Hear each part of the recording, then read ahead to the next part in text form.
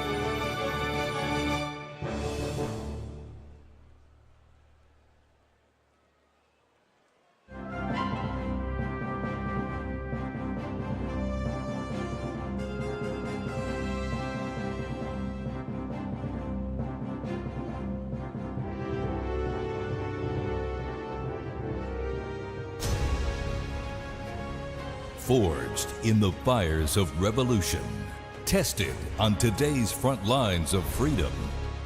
Before there was a nation, there was the United States Army. From the hallowed ground of Yorktown's first stand to the unwavering readiness at Fort Bragg today, and onward to West Point's next generation of leaders. For 250 years, one force has stood ready, unshaken, unmatched, unbreakable. And today, the legacy rolls on. This is the United States Army's 250th Anniversary Parade. Representing our joint forces, please welcome the Chairman of the Joint Chiefs of Staff, General Dan Kane.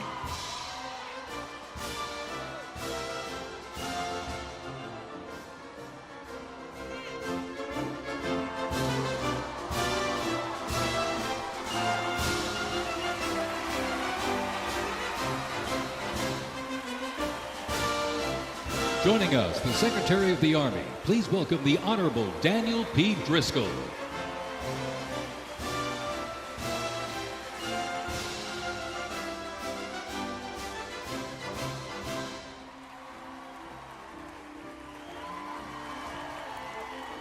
Ladies and gentlemen, please welcome the Secretary of Defense, the Honorable Pete Hegseth.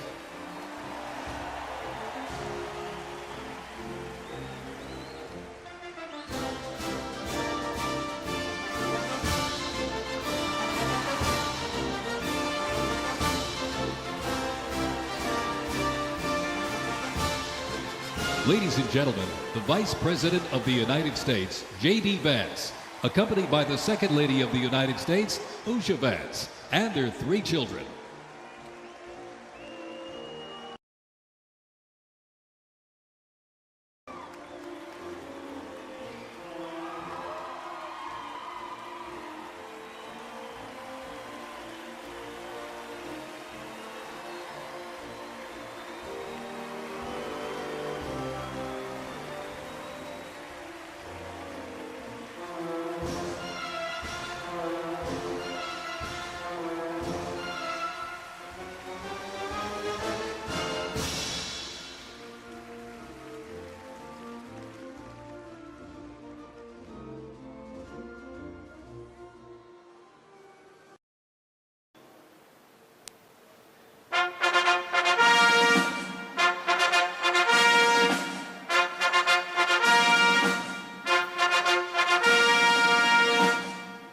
Ladies and gentlemen, please welcome the President of the United States, Donald J. Trump.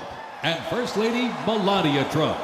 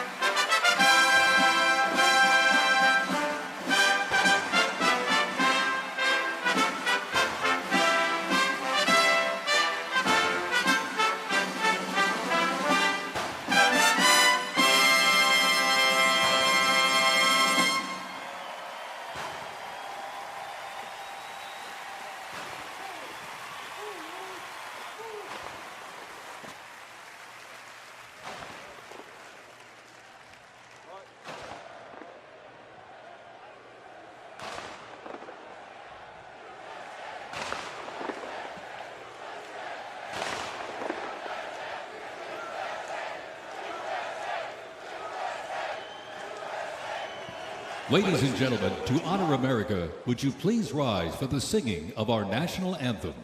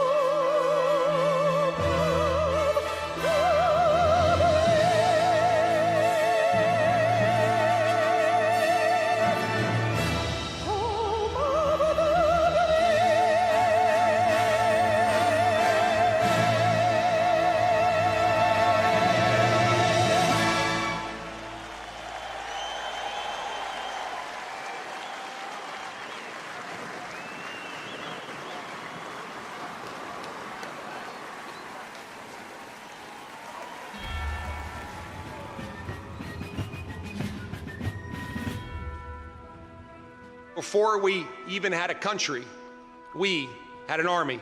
They started as a small, unorganized group of shop owners and farmers, but they fought the most powerful army in the entire world to a standstill in Concord, Lexington, and Bunker Hill. Then our Continental Congress chose George Washington as general of our Continental Army. But it wasn't until 1 year later, on July 4th, 1776, that news arrived of the signing of our Declaration of Independence. Now we had a new army and a new nation. With little gunpowder, no shoes, bloody feet, few cannons, little training, and even less food. Valley Forge started in December. They went into winter camp in December of 1777. Approximately 2,000 Americans died that winter of disease. They lived through hell, but they never ever gave up, not this army, not this first American army.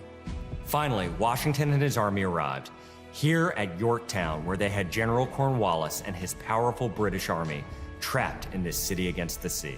All of the preparation that Washington has learned through the course of those 6.5 years meets its full force here at Yorktown, and he employs it brilliantly. Sailing from the Caribbean, the French left and took on the British fleet. Washington decided to make his move. Our men began digging to get closer and closer to the fort, finally getting within rifle and cannon range. Naturally, George Washington chose to set off our first cannon shot. The British had 2 small forts in front of the main fort. They were called redoubts 9 and 10. Then, on the moonless night of October 14th, the American and French forces attacked the redoubts. The hand-to-hand combat with bayonets, knives, and fists was bloody, to say the least. But within an hour, we were victorious. And as the sun came up the next day, Cornwallis looked out and realized he was in serious trouble. So he prepared an all-out, desperate counterattack. It didn't work, and the British were forced to surrender. We were supposed to lose to the best army and the largest and most professional navy in the world. But our young army had won the war and our freedom. The freedom we hold so dear. And 250 years later, for what started as a ragtag group of shop owners, has now become the most powerful army in the world. Today, many things are very different from that army here at Yorktown, but one thing remains the same. An undying passion, guts, and love for our country remains deep in the heart of today's army. When I look into their faces, you can see it. That will never change. God bless the United States Army, and God bless the United States of America.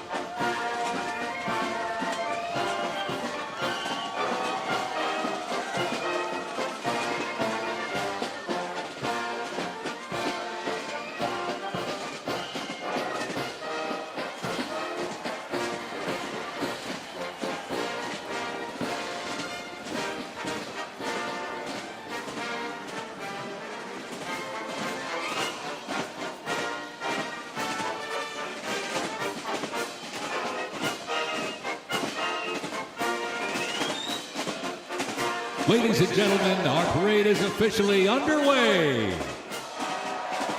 Up first, internationally renowned as one of the world's finest professional music organizations, the United States Army Band Pershing Zone. They are the premier music organization of the U.S. Army, our nation's most senior service. Stationed at Joint Base Meyer-Henderson Hall, Virginia, it plays an important musical role in events of national and international significance. They were founded back in 1922 by Army Chief of Staff John J. Pershing. They're led today by Colonel Bruce R. Pulver and Drum Major Rob Moore.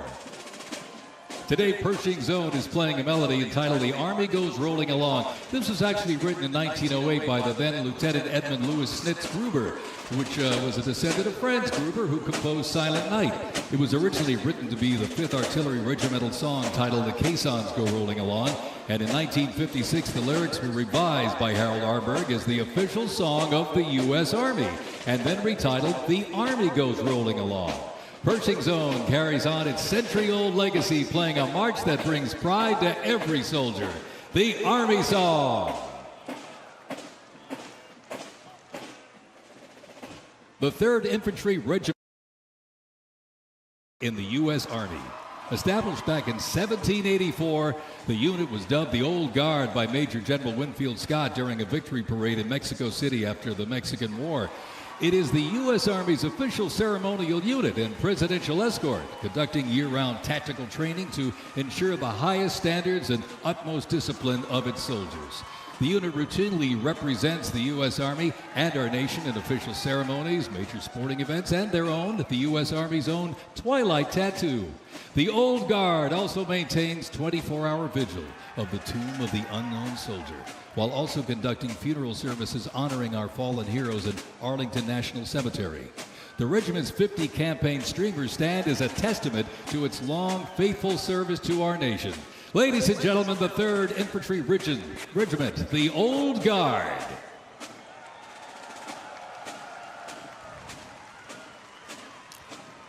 In 1775, the shot heard round the world at Lexington and Concord sparked a revolution, uniting 13 colonies and forging a continental army from farmers and frontiersmen.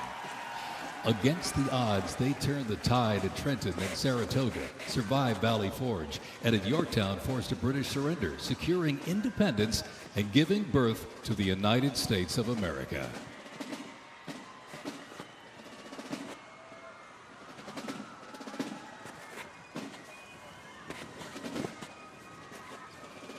Before radios and field phones, sound was the signal.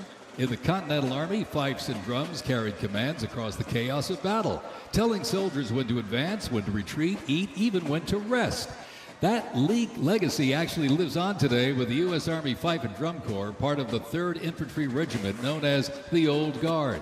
Founded back in 1960, they're the only unit of their kind in the armed forces. Performing in uniforms patterned after those worn by General Washington's musicians. Playing period instruments with patriotic precision, they bring history to life, sharing the sound and spirit of the Revolution through more than 500 performances each year, both at home and around the world, too. The Old Guard, Fife and Drum Corps, everybody.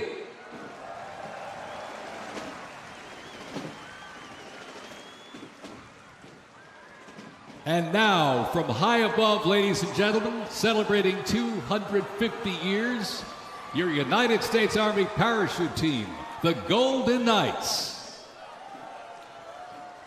Descending at over 120 miles an hour, the Golden Knights are using flexible wing gliders to maintain their formation. They open their main canopy simultaneously and negotiate the softest possible landing. I'll tell you, they can't hear you, but they sure can see you. You can give them a great big wave, ladies and gentlemen. The Golden Knights, the finest parachuting team in the world.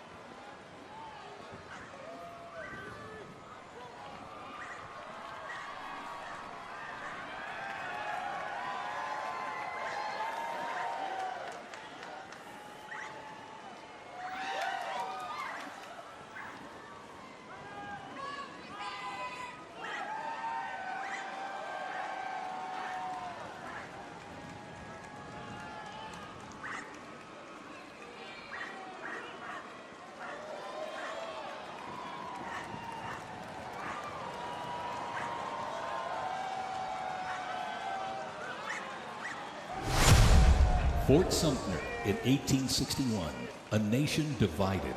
Over 4 brutal years, nearly 2 million soldiers fought to preserve the Union. Among them, 5 future presidents and the first recipients of a brand new military decoration, the Medal of Honor. With independence won, our nation's westward expansion began. The Army moved in step, guarding settlers as native scouts lit the way. Immigrants joined the cause, and the Buffalo Soldiers etched a legacy of grit and honor across the American frontier.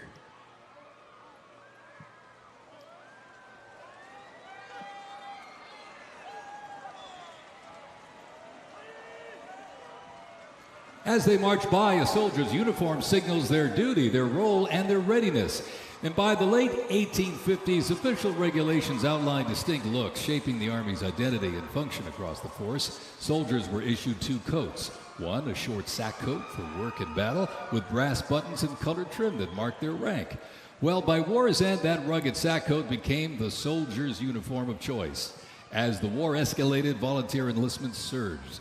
Congress authorized support for a force of up to 500,000 new troops, answering the call to preserve the Union. As they march by, representing the Civil War era of our nation's history, is the 4th Infantry Division based out of Fort Carson, Colorado.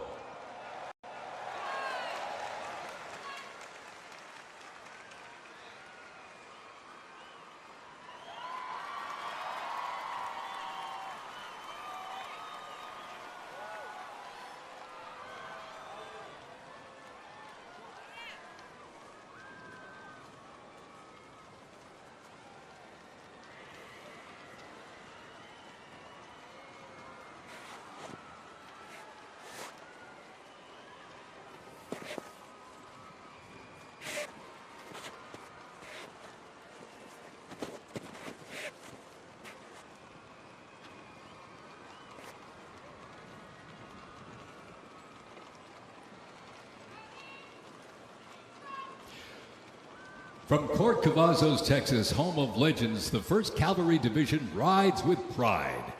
Born from the thunder of horse cavalry traditions of the Civil War, the 1st team forged its reputation on the front lines of history.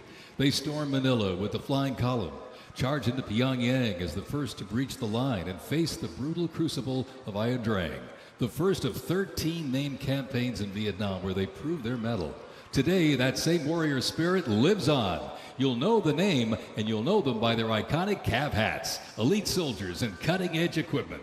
Tough, fit, fearless. The 1st Cavalry Division is a lethal, disciplined force that stands ready to fight and win anywhere, anytime, and the legacy rides on. This is the Cav.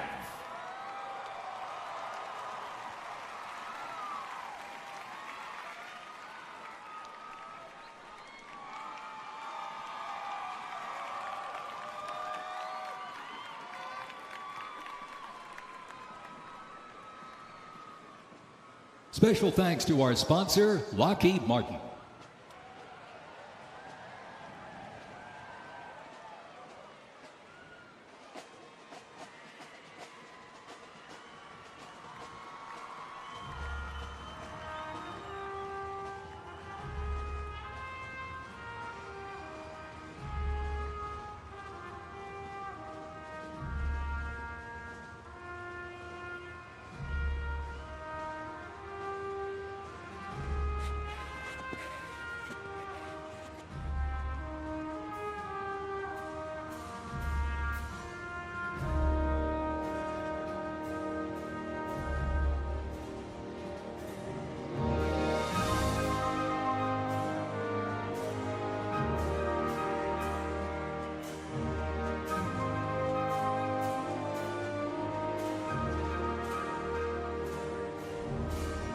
In 1914, years of escalating competition between European alliances culminate in the outbreak of the First World War. The 2 sides engage in a savage war of attrition, defined by opposing trenches, barbed wire, poison gas, and mass casualties. The United States initially maintained its neutrality, but was eventually drawn into the conflict in 1917. Despite having less than 130,000 soldiers at the beginning, the Army eventually grew to over 4 million, with nearly 2 million soldiers serving in Europe. In 6 months of fighting, nearly 50,000 Americans lost their lives, with another 190,000 wounded. The guns fell silent with the armistice of November 11, 1918.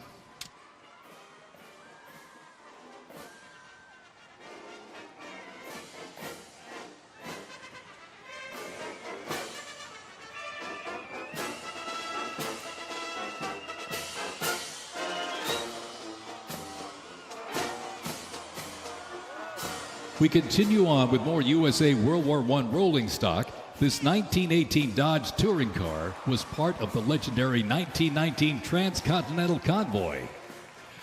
3,251 miles and 62 grueling days across the Lincoln Highway. And remember, no pavement, no GPS, and no power steering. Just grit, determination, and the drive to push Army mobility into the future. This car literally helped pave the way for the roads we rely on today, and reminds us when the Army moves, the nation follows. The 1918 Dodge Touring Car.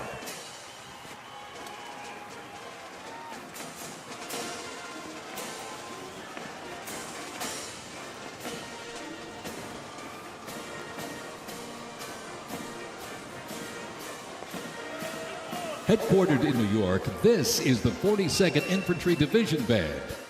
At the start of World War I, the 42nd Infantry Division was formed with troops from 27 National Guard units, stretching across the country like a rainbow. Composed of skilled musicians from all walks of life and professional occupations, they perform a variety of musical genres. Though their mission is primarily a musical one, the members were ordered into active federal service back in 2004 in support of Operation Iraqi Freedom 3. The band has also served in support of numerous state active duty missions, including cleanup efforts following Hurricane Sandy, distribution support during COVID-19, and recently, support for New York State Corrections. Commanded by Chief Warrant Officer 2 Ethan Wagner and led by Drum Major Sergeant First Class Drew Gans, the band is performing Over There, written in 1917 by Broadway composer and recipient of the Congressional Gold Medal George M. Cohan. Representing the World War I era is the 82nd Airborne Division, based out of Fort Bragg, North Carolina. You'll notice the unit is wearing replica World War I uniforms signifying the soldiers who served our nation during this time. When the Americans entered the Great War, our soldiers, under the command of General Blackjack Pershing, hit the trenches in the new standard. It was the olive drab winter service uniform. Now on their heads you'll see a steel helmet with sand-textured paint built to deflect deadly shrapnel from above. Not bulletproof, but battle tough. Nicknamed the Pershing boot, on their feet was the M918, 1918 French boot. It was designed to survive the brutal grind of trench warfare. And on their backs, the field pack, rations, ammo, first aid, and a gas mask. Everything a doughboy needed to fight and to win.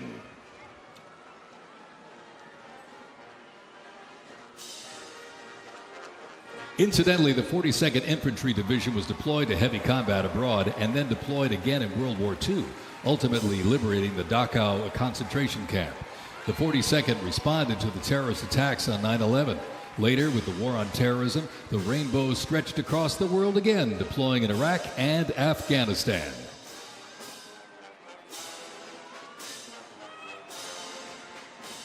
Thundering into view, the pride of Fort Sill, the U.S. Army Artillery Half Section. This is literally powered by horsepower and heritage. This elite ceremonial unit honors the legacy of the Army's horse-drawn artillery. With precision, discipline, and 6 majestic horses pulling a vintage 1918 caisson, the half section keeps tradition alive and rolling strong. Representing the power, pride, and precision of America's field artillery, this is Fort Sill's finest, ladies and gentlemen.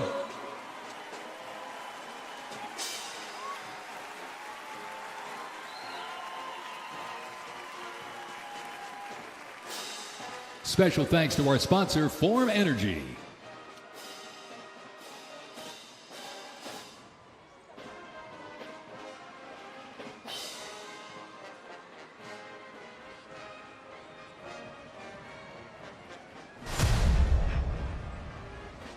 World War II, a global fight for freedom. In history's darkest hour, the United States Army was on the front lines. From the beaches of Normandy to the islands of the Pacific, the greatest generation faced down tyranny and turned the tide.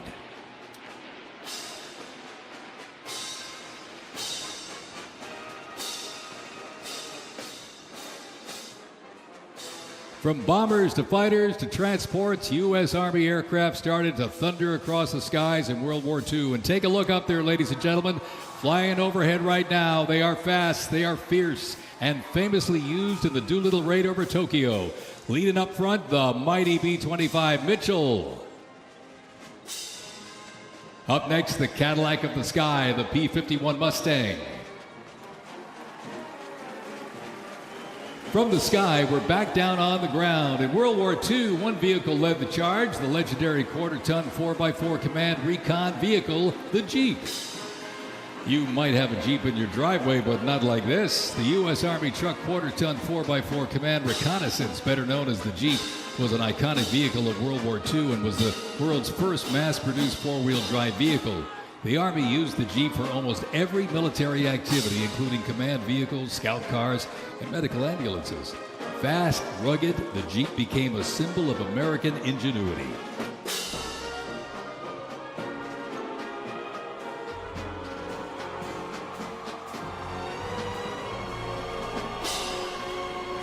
From Fort Bragg, North Carolina, this is the 82nd Airborne Ceremonial Band.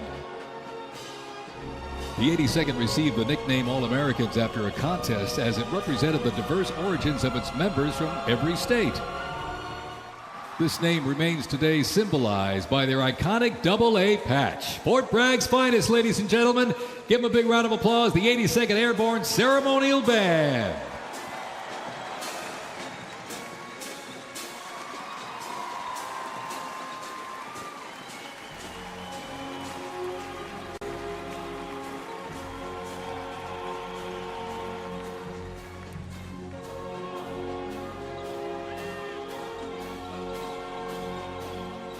In a global fight like World War II, the U.S. Army knew our troops needed more than courage.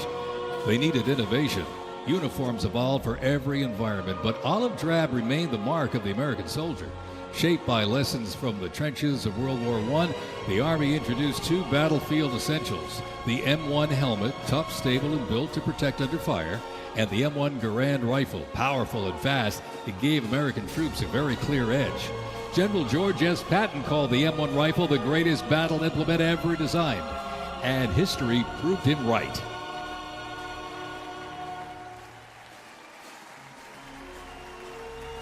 The 82nd Airborne Division. The unit is best known for their bravery on D-Day, when 12,000 parachute and glider troops destroyed German supply lines after fighting for 33 days straight.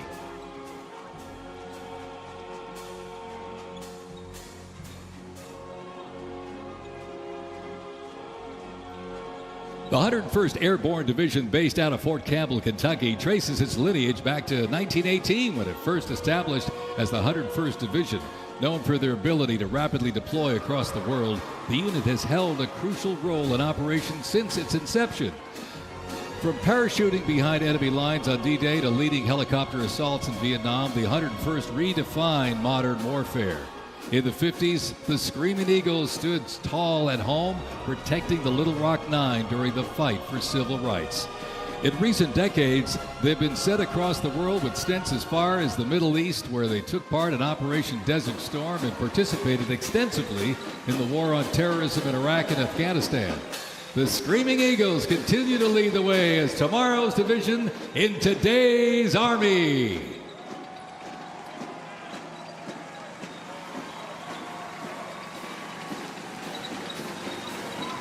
The iconic Sherman tank is here, ladies and gentlemen. It was the cornerstone of the U.S. Armed Forces, showing its military might in World War II.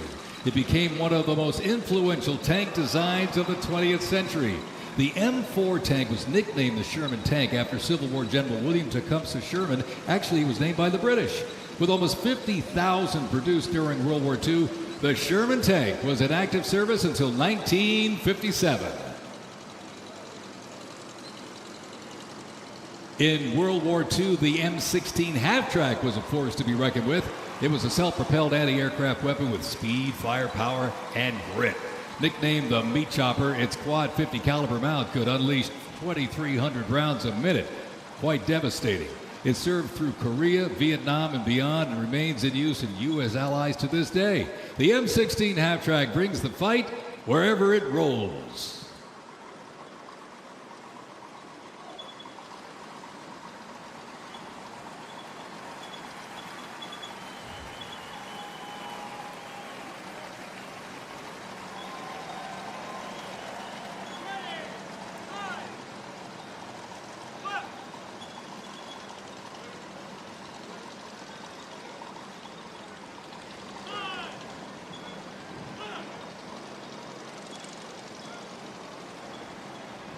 The U.S. Army Transportation Corps motto states, "Nothing happens until something moves."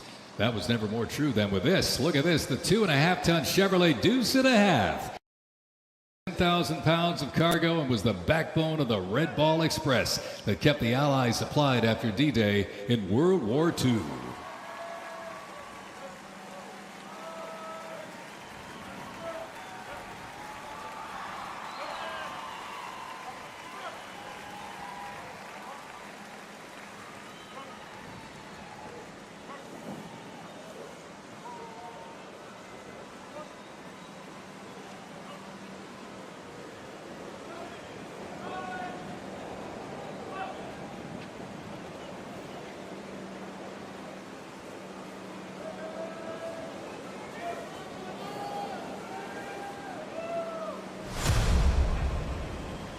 The Korean War, often referred to as the Forgotten War, began on June 25, 1950, with the North Korean Army's invasion of South Korea. A coalition of South Korea, the United States, and other United Nations members defeated the invasion and advanced into North Korea. The coalition fought and defeated 2 Chinese offensives in the spring of 1951. Armistice negotiations began shortly after that defeat in July of 1951 until the armistice was signed 2 years later in 1953. Combat consisted of small attacks, raids, and patrolling. During this war, the United States deployed approximately 6.8 million military forces to the Korean Peninsula.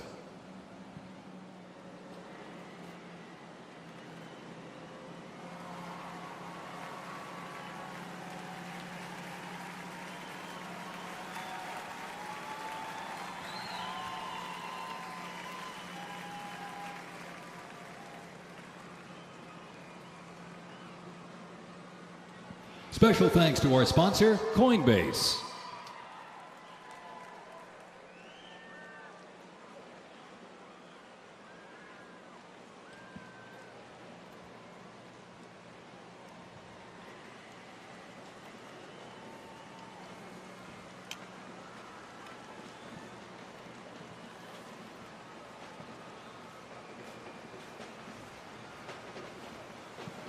The M151 kept rolling along as the lightweight, high-mobility general-purpose vehicle replacing the famed World War II Jeep back in 1961. Officially named the Military Utility Tactical Truck, or MUT, most servicemen generally referred to it as a Jeep. The vehicle spanned more than 40 years in 4 manufacturers and were everywhere that the Army was deployed.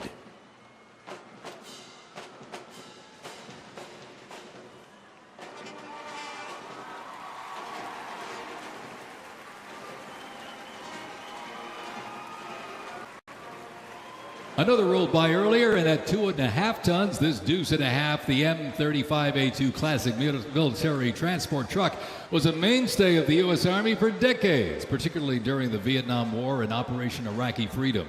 The Deuce and a Half proved its value moving cargo, supplies, and soldiers. Its capabilities include up to 5,000 pounds off-road and 10,000 pounds on-road, making it ideal for moving just about anything. In the jungles of Vietnam, the U.S. Army faced a new kind of war. Helicopters became the new workhorses of battle, delivering troops, firepower, and supplies into some of the most unforgiving terrain on Earth. This is the U.S. Army in Vietnam, the era of air mobility, fierce firefights, and unwavering brotherhood.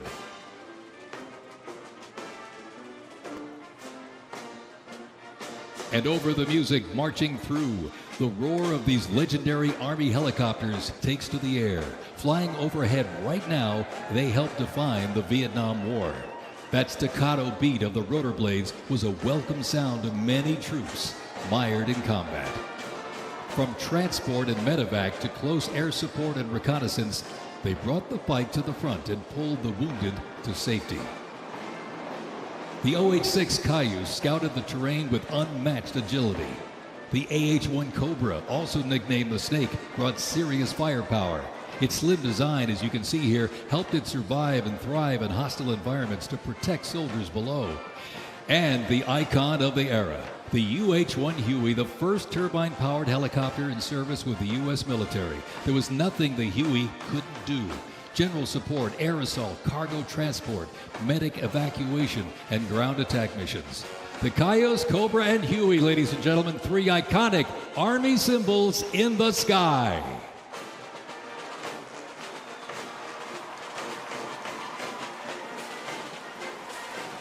The 1st Cavalry Division Band, based out of Fort Cavazos, Texas, has played a vital role in U.S. military history.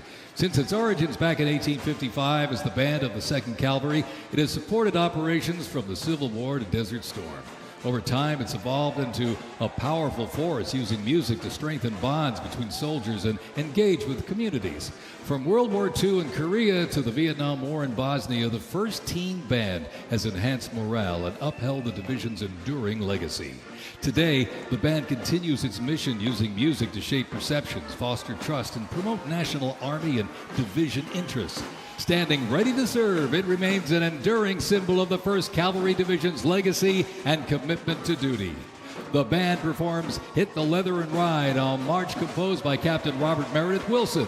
This piece reflects the cavalry's transition from horses to mechanized warfare, capturing the speed, the resilience, and the tradition of the division. From Fort Cavazos, Texas, everybody, the 1st Cavalry Division Band.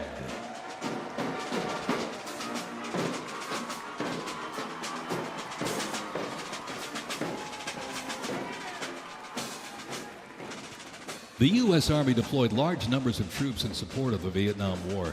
The first contingent of U.S. Army advisors arrived in Vietnam in the late 1950s, and that quickly grew to a small team of around 100 soldiers, which then expanded to more than 600 over the next decade. As the war intensified, troops' numbers quickly grew as the war between the South Vietnamese government and the communist insurgents supported by North Vietnam intensified. By January 1969, more than 364,200 soldiers organized around 7 divisions and 20 separate combat brigades. The United States began withdrawing its forces in July of 1969, and the last Army combat unit left South Vietnam in August of '71. The last U.S. combat soldier came home March 1973, while a small number of non-combat personnel remained until April 1975.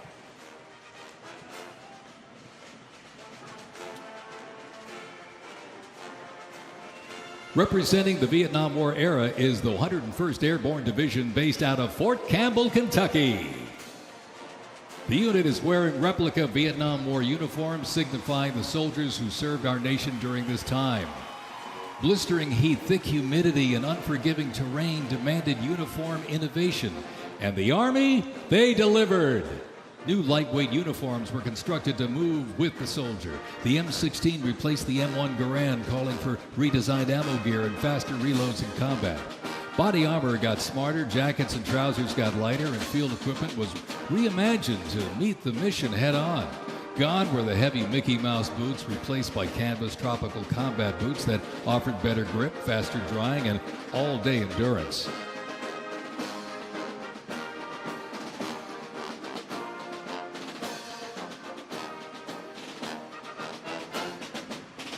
Special thanks to our sponsor, Oracle.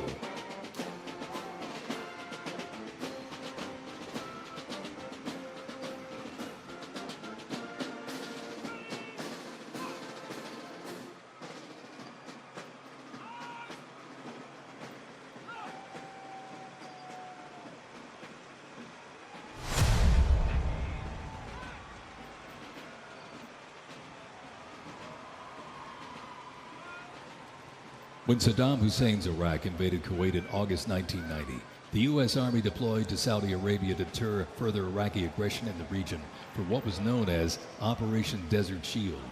By the fall, more than 750,000 troops comprising U.S. service members and coalition partners from more than 30 countries had assembled in the Saudi Arabian desert. In mid-January 1991, the U.S.-led coalition began Operation Desert Storm, which kicked off with an intensive air campaign designed to knock out key Iraqi infrastructure and weaken Iraqi forces. The ground offensive was launched in early 1991, where military forces overwhelmingly destroyed enemy tanks and vehicles. After only 100 hours of ground combat, coalition troops liberated Kuwait, and the Gulf War ended with Iraq's surrender.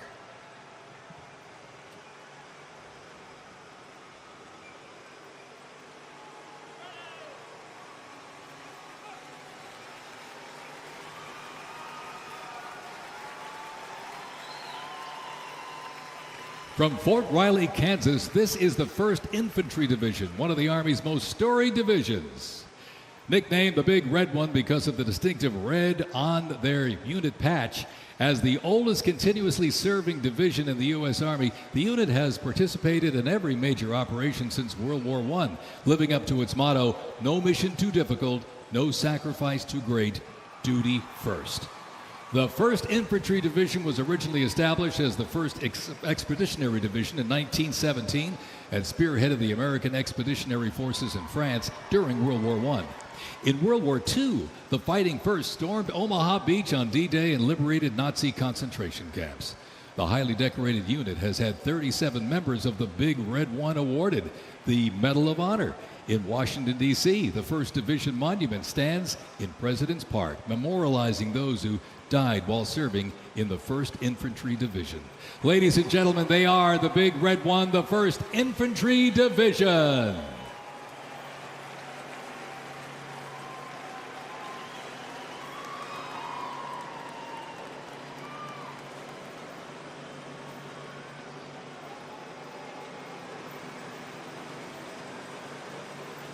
More military rolling stock. During Operation Desert Storm, the M2 Bradley fighting vehicle proved its value on the battlefield. It is fast, it is tough, and it is lethal. Named for General Omar Bradley, a leader from West Point's famed class of 1916, the Bradley was built to carry troops into combat with protection and power. Armed with a 25mm chain-driven cannon and twin-tube-launched optically tacked wire-guided missiles, it played a critical role in clearing the way during the ground assault into Iraq. While the Paladin looks and sounds like a tank, it is technically a self-propelled howitzer and was first introduced back in the 1960s. Over the years, it's been upgraded to perform in versatile battlefields from Vietnam to the Soviet Union to Iraq.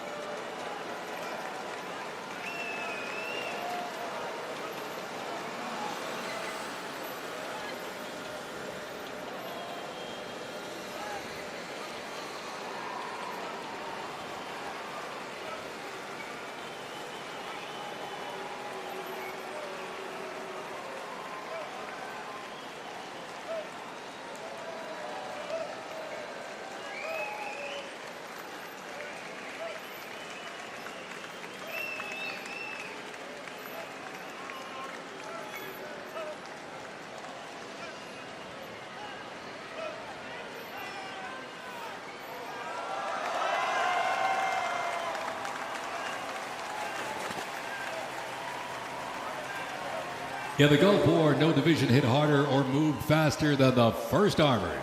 The 1st Armored Division, nicknamed Old Ironsides, is the oldest, most recognizable armored division in the United States Army.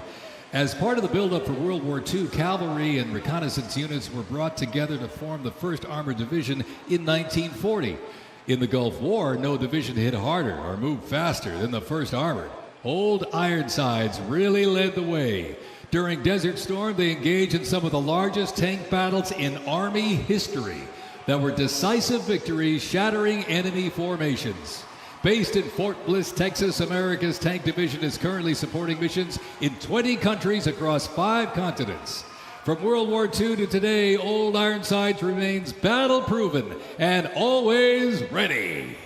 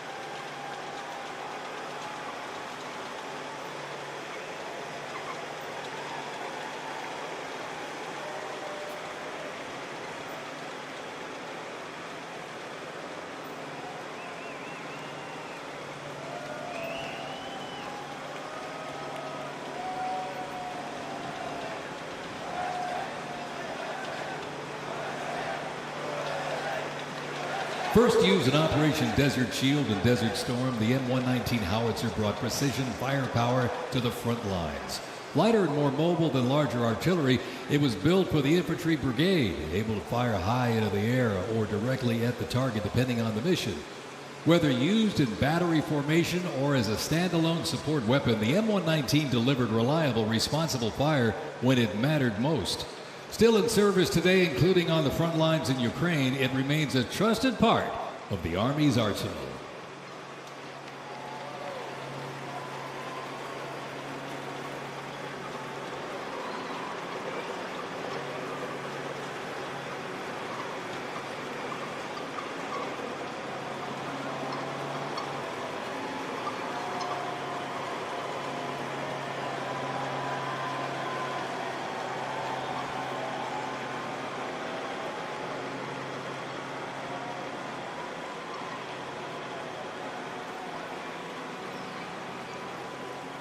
Special thanks to our sponsor, UFC.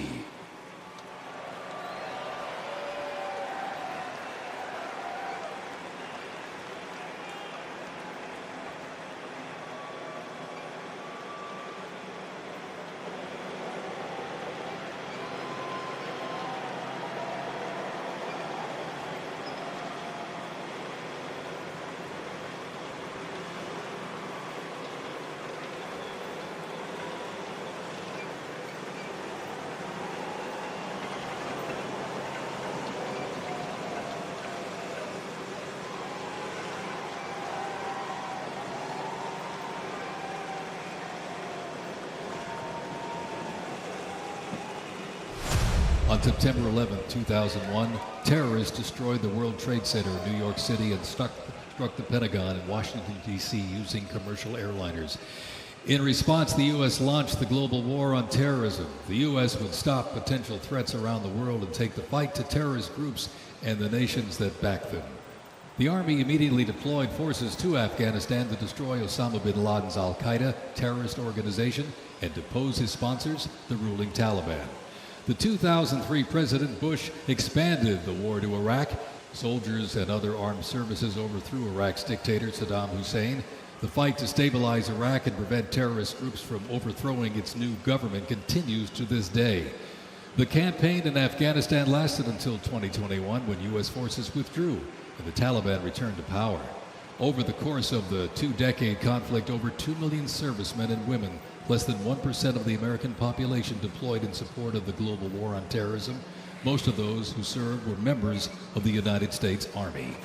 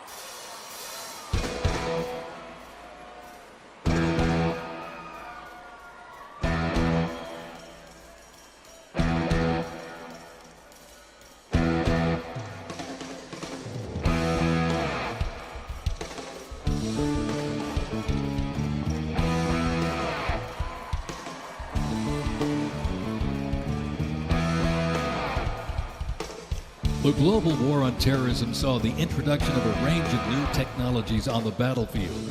The 8-wheeled Stryker Armored Combat Vehicle is the first new military vehicle to enter service in the U.S. Army since the Abrams tank back in the 1980s.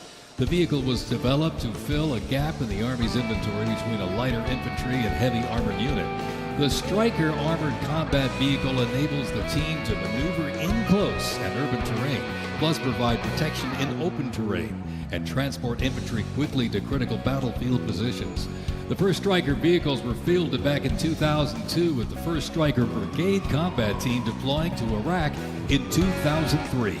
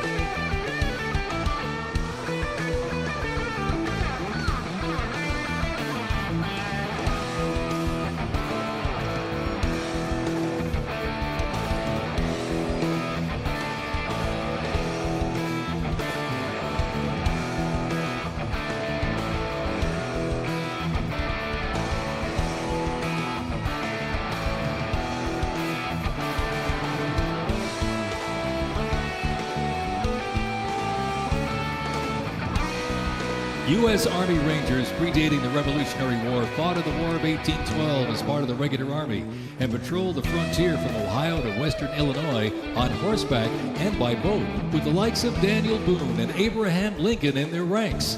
After the 9/11 terrorist attacks, Rangers were called upon to lead the way in the global war on terrorism.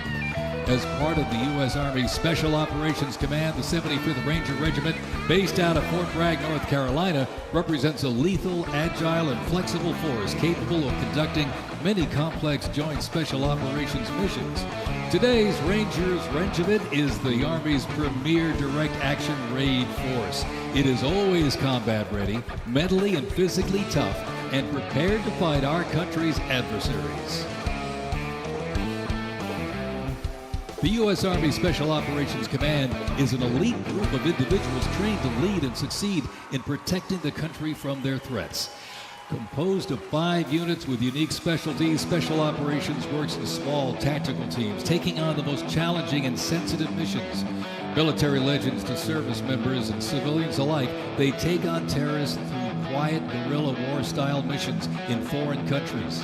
Ladies and gentlemen, the U.S. Army's Special Forces.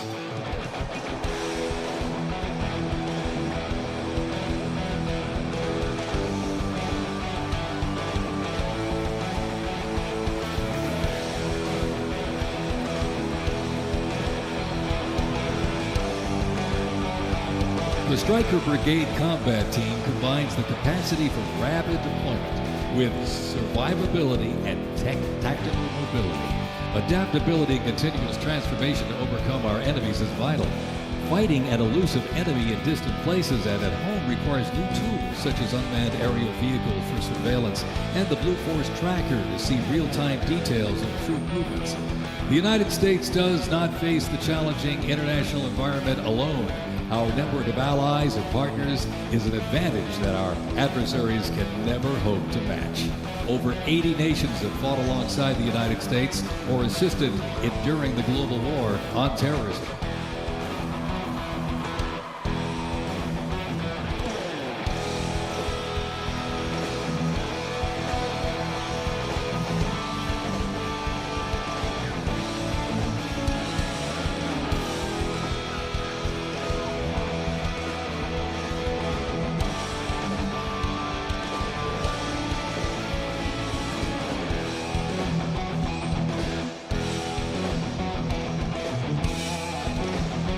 The 10th Mountain Division's climb to glory began with its establishment as the 10th Light Division in July 1943, the only one of its size in the U.S. military to receive specialized training for fighting in mountainous conditions.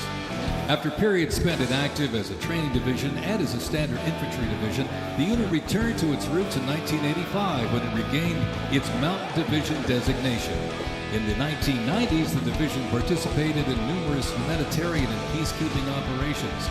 During the War on Terrorism, the 10th Mountain Division proved their mettle as light fighters through repeated deployments to Afghanistan and Iraq.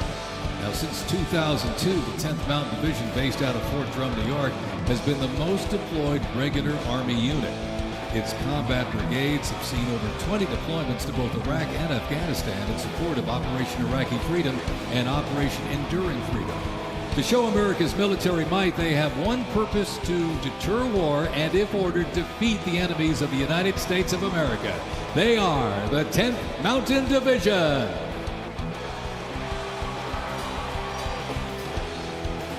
Investments in cutting-edge systems, drone technology, and abilities strengthen the force, equipping soldiers with tools they need to protect the country and defend democracy. The Army has 8 Stryker Brigade combat teams, 6 in the active component and 2 in the National Guard.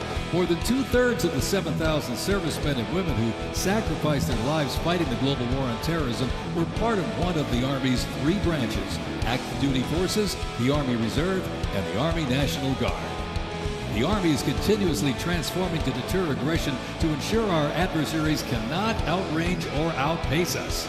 This transformation is not just about adapting, it's about maintaining dominance, ensuring that America's Army remains unmatched in its speed, flexibility, and ability to support the nation's strategic priorities.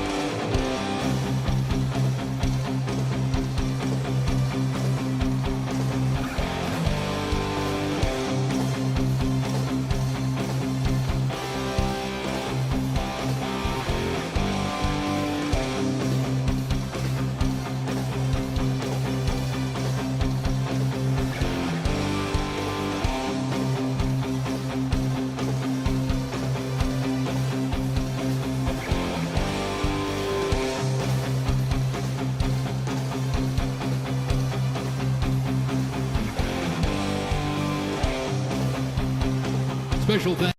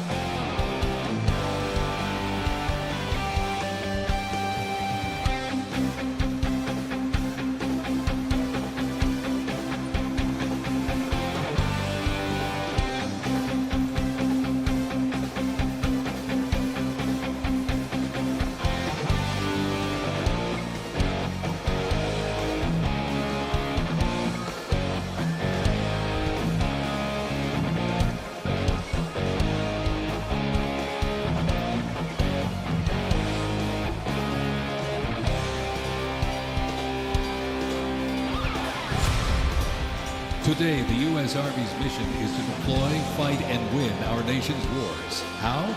By securing ready, prompt, and sustained land dominance by Army forces across the full spectrum of the conflict as part of the Joint Force.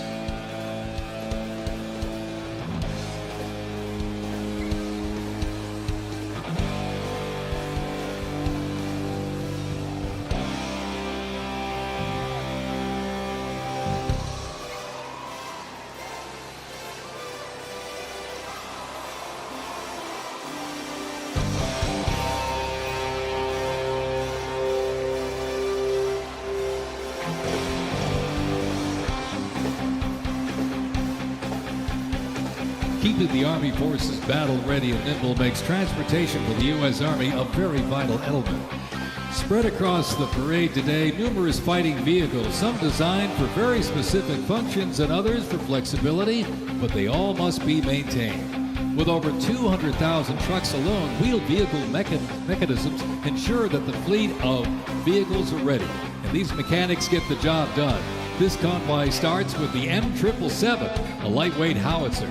These lightweight howitzers may not look particularly lightweight, but are made from titanium. They are 7,000 pounds lighter than their predecessor, the old M198. Used by the Army since 2005, the M777 is currently being used in Ukraine. Weighing only 4,700 pounds, the M119 howitzer is smaller and is used by infantry brigades, particularly for air assault missions. It was first used in Operation Desert Shield and Desert Storm in 1991 and is also seeing active use in Ukraine.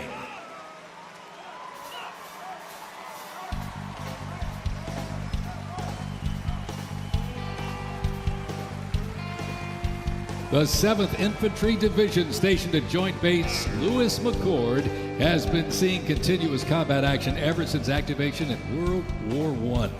From Europe to the Aleutian Islands, Japan, Korea, Afghanistan, and the Pacific, the Bayonet Division boasts a proud history of answering the call of its motto, "Trust in Me," with resolute dedication.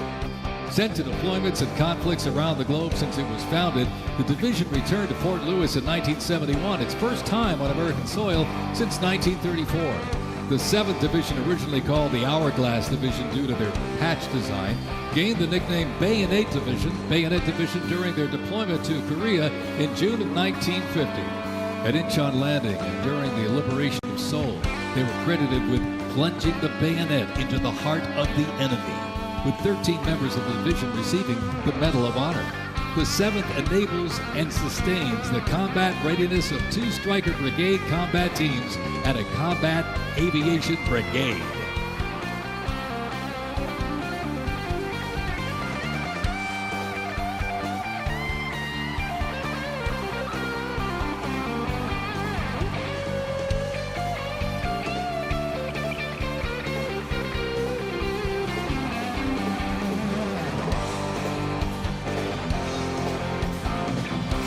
With the American soldier, the cornerstone of everything the Army does, we are continuously transforming.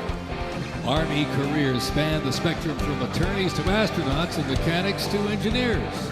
The Army's greatest asset is our people, the finest men and women our great nation has to offer, with a myriad of talents that make us stronger. Aside from its people, the Army's next greatest asset is its technology and equipment. Coming up next, these vehicles offer a glimpse of what the Army employs for readiness and battle. The portable howitzers and the portable Abrams tank were used extensively in the Gulf War, along with Bradley tanks and the infantry squad vehicle. The ISB provides enhanced tactical mobility of an infantry brigade combat team. This allows commanders greater freedom of movement and action. The ISB provides the warfighter with increased flexibility to ensure infantry units maintain momentum to achieve mission success.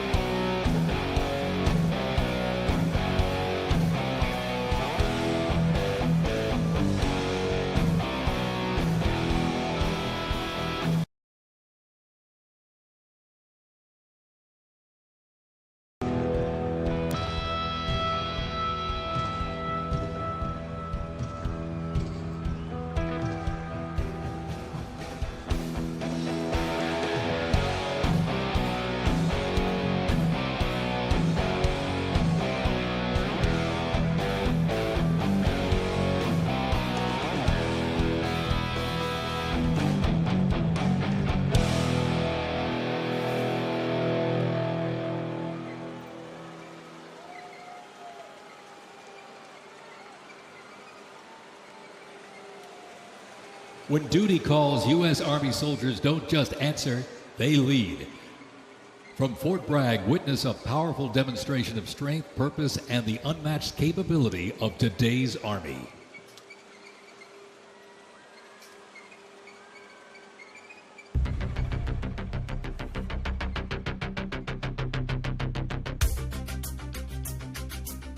The Army has made me see my potential, and I feel like it's molded me into a better person.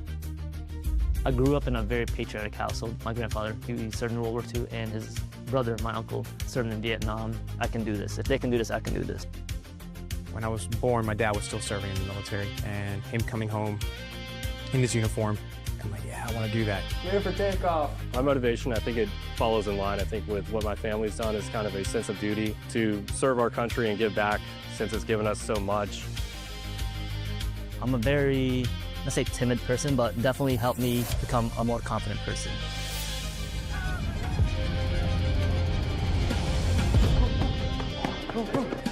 Working with a group and my peers, it really shows how much working with a team can strengthen you. All right, ready to go? Ready to go. I derive a lot of purpose from serving others.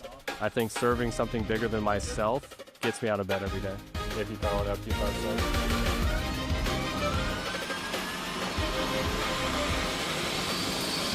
I definitely pushed myself further than I ever thought I could go. I joined the military service because I want to deploy. That's my main goal, is deploy, deploy, deploy. If we get the call, we have to go somewhere, we'll do what needs to be done. That's just the way we operate here.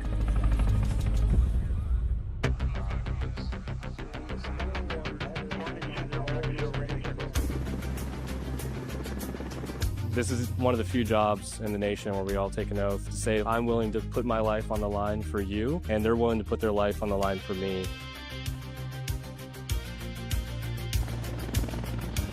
This is what we train for. This is what I want to do. My team leaders and squad leaders, they know exactly what to do. Check equipment, check weapons, check ammo.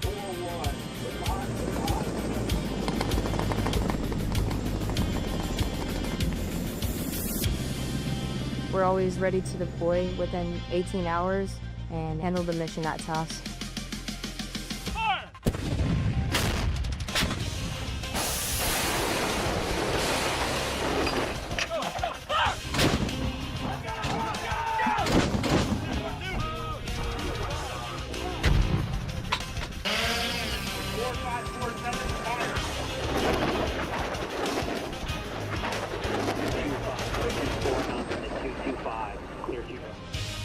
We jump so frequently so that our jump masters and the paratroopers are ready to deploy. Outboard personnel, stand up! I'm very passionate about being a jump master. The paratroopers, they see you and, you know, they believe in you. I love to instill that confidence with my passion into those paratroopers. It's a rush. It's great. Drop them clear for personnel drop.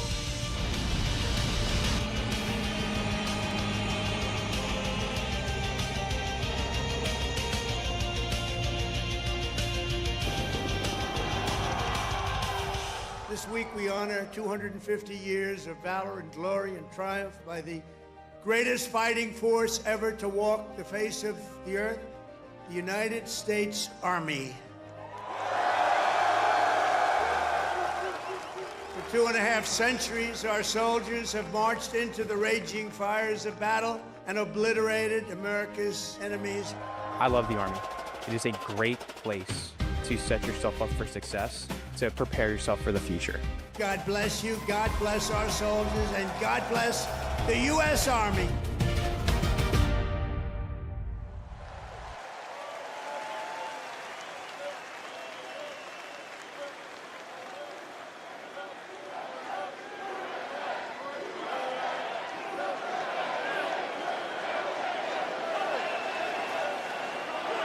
Joint Base Elmendorf, Richardson, Alaska is the home to America's Arctic Angels, who execute expeditionary operations worldwide, conduct multi-domain operations in the Pacific Theater and the Arctic, and on order decisively defeat any adversary in extreme cold weather, mountainous and high-latitude environments through large-scale combat operations. The Angels are the Army's only Arctic division. Masters of Arctic warfare, the 11th serves worldwide in all climates. Established in November of 1942, the Angels of the 11th Airborne Division led the way in the Philippines during World War II and spearheaded an amphibious invasion of Luzon and distinguished themselves during the liberation of Manila. After periods spent inactive and stationed in Germany from 1963 to 65, the division operated as the 11th Air Assault Division with the mission of testing and refining the Army's helicopter-centric air mobility doctrine. Activated once again in June of 2022, they remain dedicated to defending America's interests throughout the Arctic, in Alaska, and beyond. The 11th Airborne Division, America's Arctic Angels.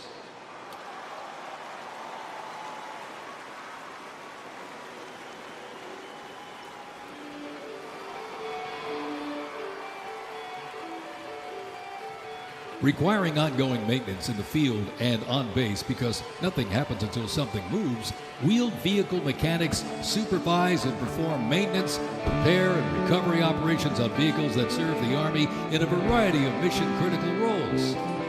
Included in the array of mobile artillery such as Paladins and the Abrams tank is the Joint Light Tactical Vehicle known as the JLTV. It's highly adaptable, providing protected and sustained mobility for personnel and payloads. The JLTV is known for its off-road capability while providing armor against small arms and improvised explosive devices. The JLTV, right there.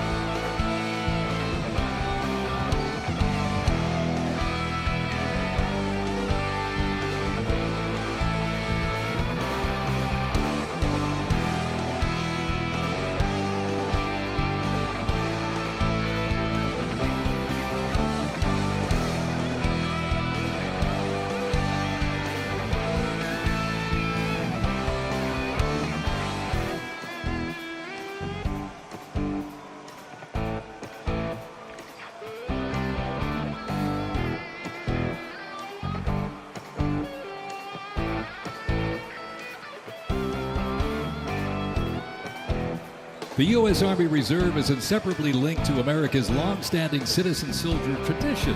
Organizationally, the Reserve's roots lie in the Medical Reserve Corps, established back in 1908 to provide a ready reserve of medical manpower. This organization was folded into the new offices of the Officers Reserve Corps in 1917. Reserve organizations furnished crucial manpower to the Army during World War I and were merged into 1920 into the Organization of Organized Reserve. During World War II, the Army activated 26 Organized Reserve infantry divisions, and roughly a quarter of the Army's officer corps came from the reserves during the conflict. During the Korean War, the Organized Reserve Corps was reorganized and redesignated the U.S. Army Reserve. The Army Reserve has since served as a vital source of manpower for the force during times of need, gradually transitioning from a strategic force to an operational force in response to the pressures of the war on terrorism. In the 170,000 Army Reserve soldiers and 11,000 civilians serving their home communities, and when needed, they can quickly mobilize. The Army can't deploy, they can't fight or win without the Army Reserve. They are an important component of Army readiness. Let's have a big hand for the Army Reserve.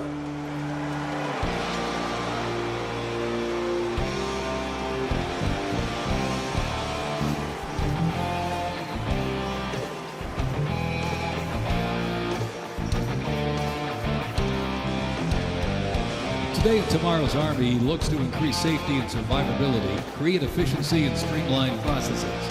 The Striker is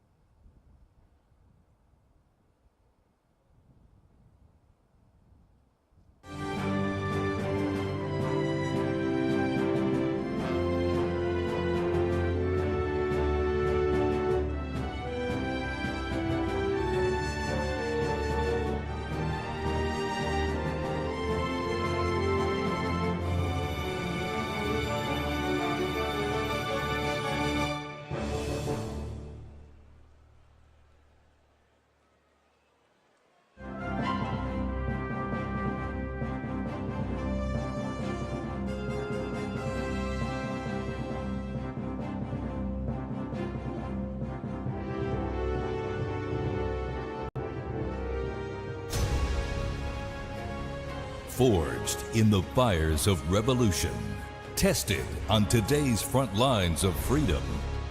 Before there was a nation, there was the United States Army. From the hallowed ground of Yorktown's first stand to the unwavering readiness at Fort Bragg today, and onward to West Point's next generation of leaders. For 250 years, one force has stood ready, unshaken, unmatched, unbreakable. And today, the legacy rolls on. This is the United States Army's 250th Anniversary Parade. Representing our joint forces, please welcome the Chairman of the Joint Chiefs of Staff, General Dan Kane.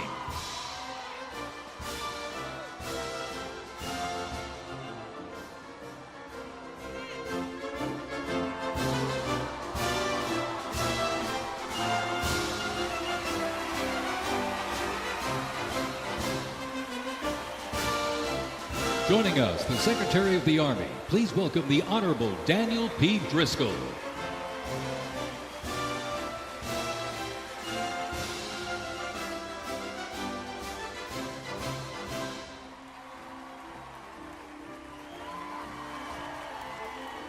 Ladies and gentlemen, please welcome the Secretary of Defense, the Honorable Pete Hegseth.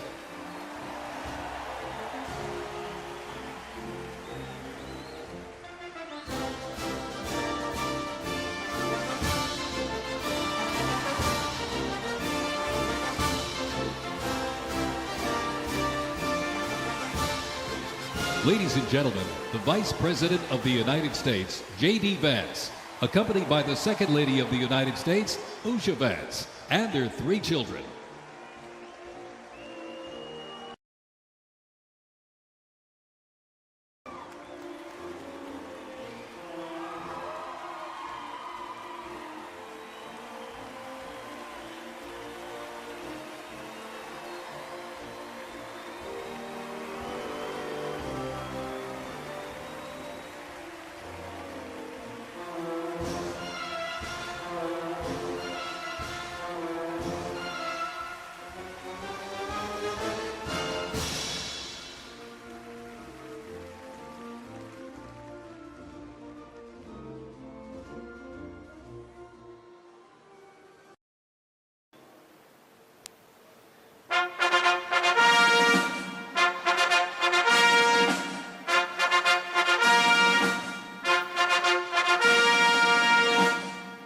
Ladies and gentlemen, please welcome the President of the United States, Donald J. Trump, and First Lady Melania Trump.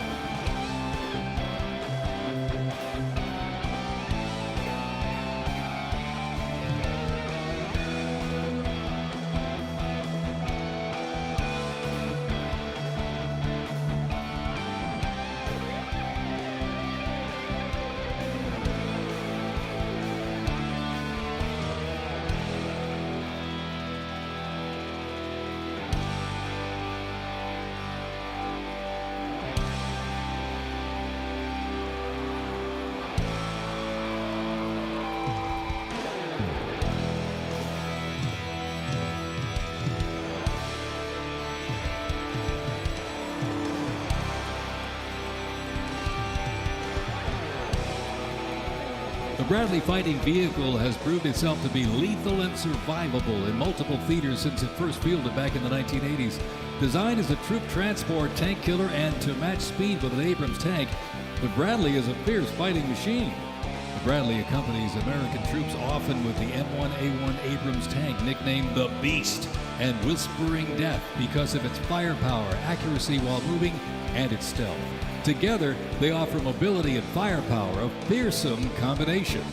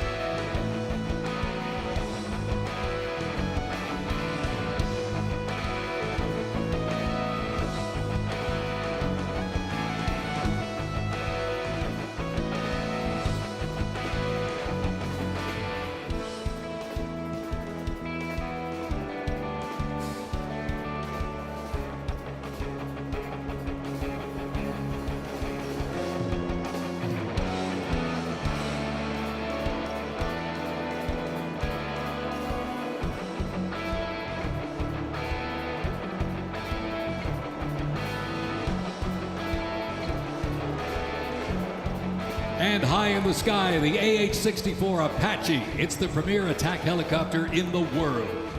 The Apache entered service in the mid-1980s and continues to evolve and modify to meet worldwide threats. It can deliver intense fire on the battlefield with an array of aerial rockets, guided Hellfire missiles, along with 30mm cannon fire.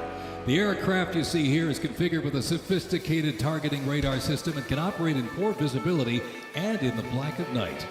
With more than 1,280 aircraft in operation accumulating over 5 million flight hours, 1.3 million of which have been in combat, the AH-64 Apache represents the backbone of the U.S. Army's attack helicopter fleet and a growing number of international defense forces.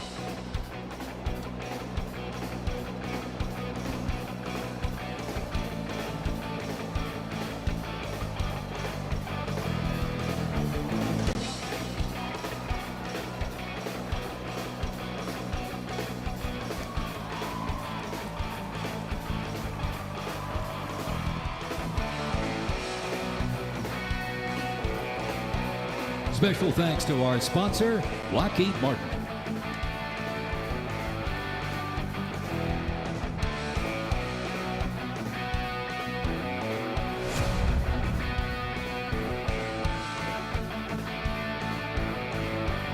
Now, let's roll on to the future of Army readiness. The Army Research Laboratory robot dogs reflect the latest in Army innovation. Look at this. Much like a true canine, these robots can go where soldiers cannot. They have increased mobility, improved tactical awareness, reduced risk to soldiers, and enhanced teamwork. Replacing soldiers, robot dogs can explore terrain that may be difficult for soldiers to traverse, dispose of explosive ordnance, and act in defensive posture or aggressive capacity when armed.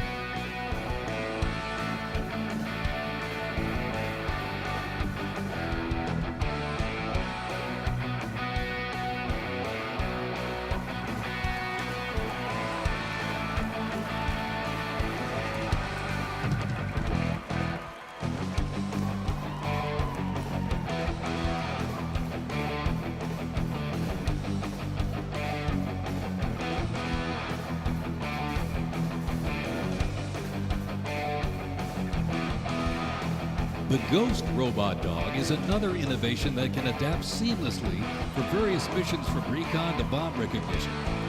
These dogs reduce risk and support soldiers completely in high-stakes missions. They have a standard walk speed of 2 miles per hour and are working towards 6.7 miles per hour sprint.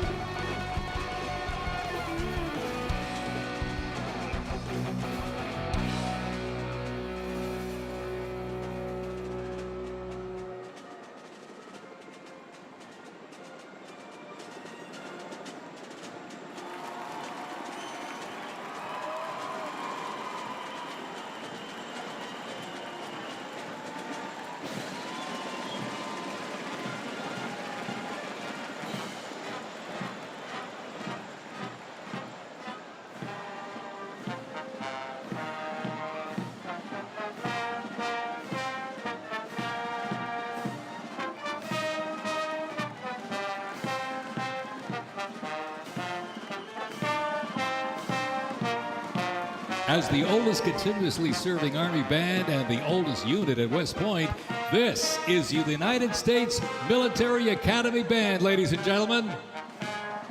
The West Point Band traces its history to a single drummer and fifer appointed by George Washington during the American Revolution.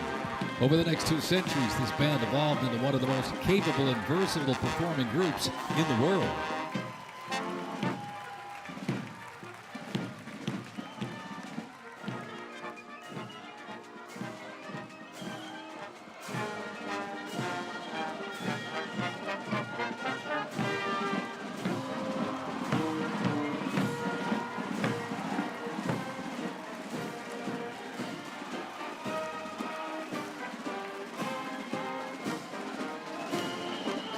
One of the most prestigious institutions in the world where leadership is forged and duty becomes destiny.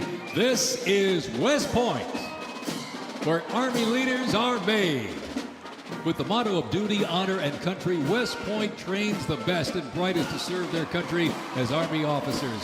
Founded back in 1802 by President Thomas Jefferson, West Point is the home of the Long Gray Line, a legacy of courage and excellence that includes 77 Medal of Honor recipients, 2 U.S. presidents, Grant and Eisenhower, and numerous generals, including John J. Pershing, Douglas MacArthur, and Norman Schwarzkopf.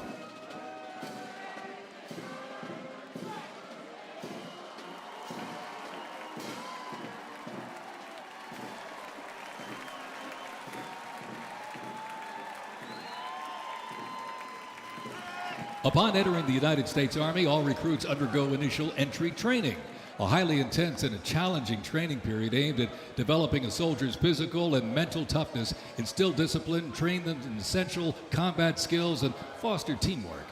IET transforms civilians into soldiers based on the 7 core Army values: loyalty, duty, respect, selfless service, honor, integrity, and personal courage.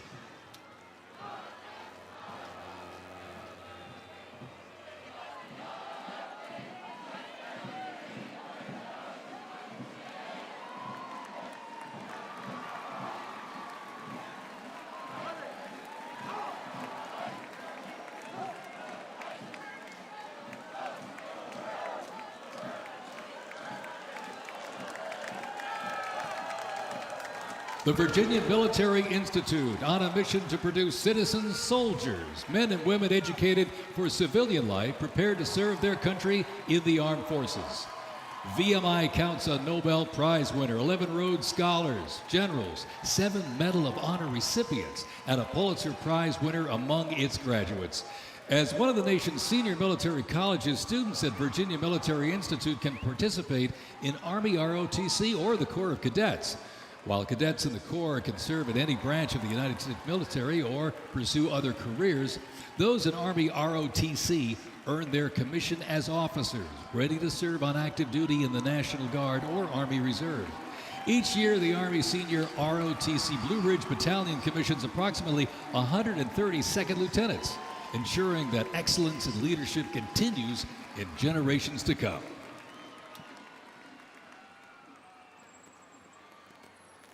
The Citadel, the Military College of South Carolina, offers students the opportunity to participate in Army ROTC or the Historic Corps of Cadets.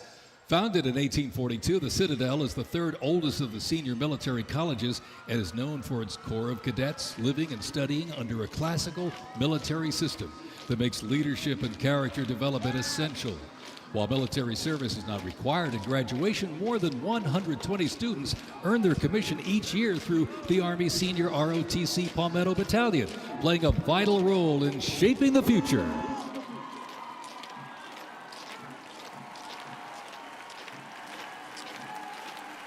As one of the nation's senior military colleges, Texas A&M University is home to both Army ROTC and the renowned Corps of Cadets. The Corps of Cadets' central purposes has remained building individuals that exemplify respect, excellence, leadership, loyalty, integrity, and selfless service. Students at the university who participate in the Army ROTC earn their commission as officers ready to serve on active duty in the National Guard or Army Reserve. Each year, the Army Senior ROTC Warrior Training Battalion at Texas A&M proudly commissions more than 90 second lieutenants and is honored to shape the future leaders of the U.S. Army.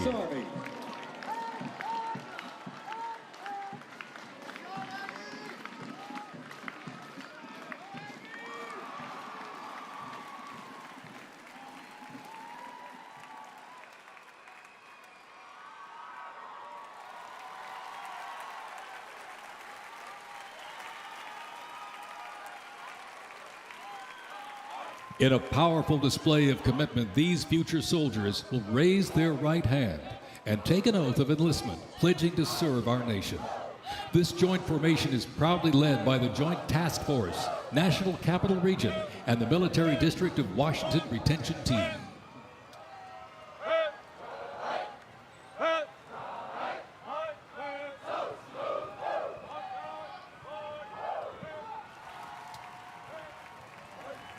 Shaping tomorrow's Army, West Point's most inspiring cadets remind us that America's future is courageous and in capable hands.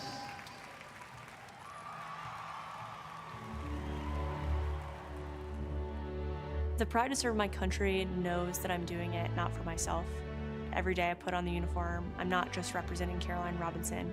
I'm representing my company here at the Academy. I'm representing West Point. I'm representing the United States Army, and ultimately, I'm representing the United States of America. I really came to West Point because belief in the American dream and giving back to our country. You're a part of something that is much bigger than yourself. You're a part of a tradition of excellence and a legacy that's connected not only to the Academy, but to the American Army. I'm surrounded by people who want to make themselves better and serve our country. Excellence is their baseline, and that to me is what it means to be a West Point cadet. From the earliest days of our nation, this supreme tradition of American military service has been passed down from soldier to soldier and generation to generation, and it's a beautiful thing to watch. My brother preceded me here, and originally I didn't really know what West Point was until he came. But when I saw the mission that they were committed to, of upholding the principles of American democracy and protecting the Constitution, I knew it was somewhere I had to be. Every time that we lived outside of the United States, I always developed this sense of gratitude and pride of being an American, and I wanted to give back to my country what it gave to me. And it wasn't until I zipped up the blouse and I put the belt on for the first time that I realized that I was going to be serving my country, and it felt right. West Point was the place that I needed to be, and more importantly, the Army was where I wanted to be. I just looked to the left and right over basic training and realized that we all had the same American patch on our shoulders, that we're all fighting for the same thing. I mean, there was no better feeling in the world knowing that every single person around you is committed and willing to die for that mission. You came for excellence, you came for duty, you came to serve your country, and you came to show yourselves that you are among the smartest, toughest, strongest, most lethal warriors ever to walk on this planet. What excites me the most about my future in the Army is the opportunity that I'm going to have to give back to the American soldiers that I'm going to be leading. Because ultimately, they don't get to choose. And to me, it's that burden of responsibility to be the best leader. And as a young officer, that's going to be exactly what I get to do. I was the cadet basic training first detail for the first 3 weeks. And I got to see the new cadets come in from their families' homes and being in process on their very first day and watching them grow so quickly. I would do all the formations, and I looked out at these 1,000 new cadets, people who just come out of high school.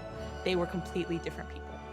I don't think there's another institution in the country like West Point where the student body is so committed to furthering the mission of America and ensuring our democracy and freedom for generations to come. I'm really surrounded by the best of the best, and that's when I realized this is a place that I absolutely want to be.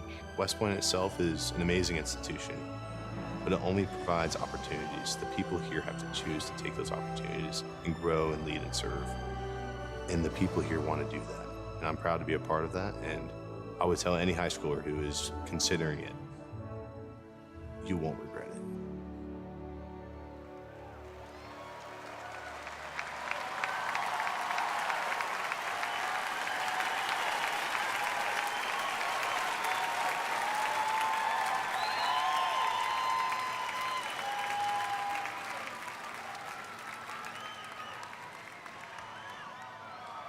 Left. Pace. Mr. President, First Sergeant Norton reporting for duty, sir. Ready to commence the ceremony as directed. I state your name.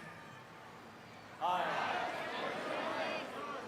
Do solemnly swear that I will support and defend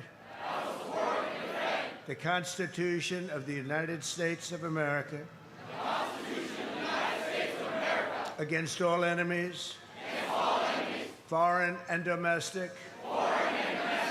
that I will bear true faith and allegiance to the same, and that I will obey the orders of the President of the United States and the orders of the officers appointed over me according to regulations and the Uniform Code of Military Justice. So help me God. Congratulations, congratulations. Welcome to the United States Army, and have a great life. Thank you very much. Have a great life. Thank you.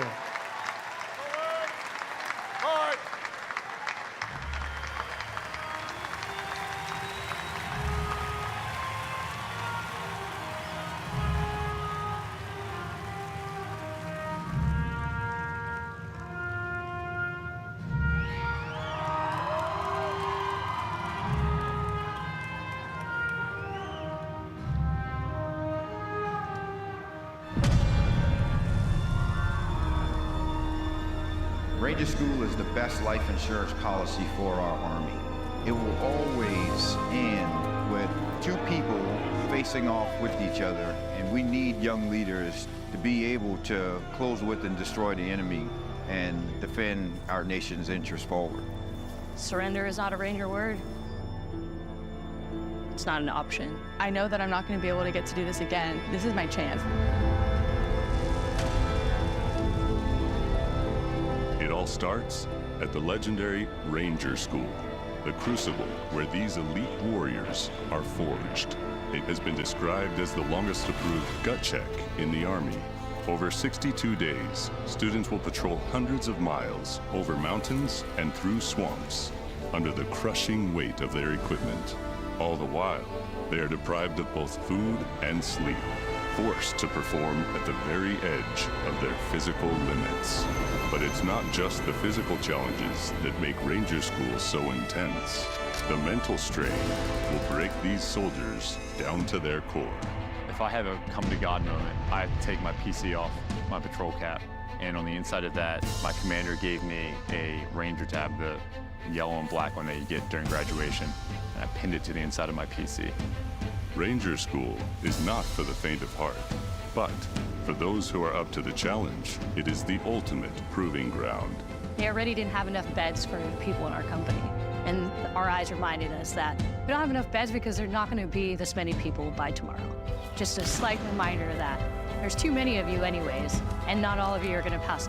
Rangers, if you don't figure it out, you're about to get another casualty. It's completely different than what people would think Ranger School is like, but you can't put that into words, so it's hard to tell somebody something that you have to experience for yourself. They got a saying, it's called as the tab turns. So Ranger School is continuing to change and to develop, but at the end of the day, it is the same, right? They're always going to put you in scenarios that is going to test with your ability to actually make decisions on the ground. As you go through Ranger School, it is a gut check. It's going to check you out. And what's going to get you through it is whether you have it or not. Thousands and thousands of soldiers train all their lives to come here, prepare themselves to come to Ranger School, and only a few hundred leave here every class with the tab. It's not for everyone. I'm not going to leave until I get it, so just buckle down, stop complaining, and just get the job done.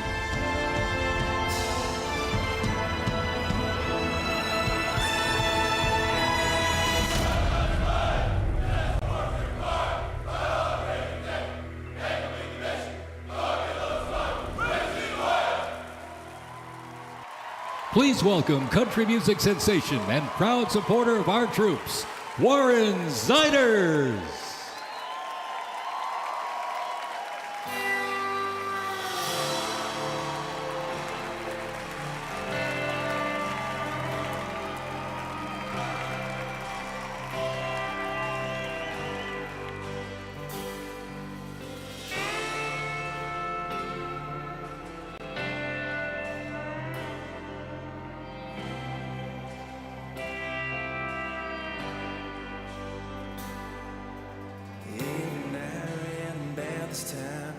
Like she knows I'm lonely. Rolls up when the wine's gone like a record on repeat. Leaning on old memories and talking about what it used to be. She'd probably be the death of me, but damn if it ain't sweet. She's my pretty little poison, my heartache in the night with a kiss on her lips just like cyanide. Yeah, she came with a warning, but I didn't mind. I'll go down on it every time. She's my pretty little poison, my pretty little poison.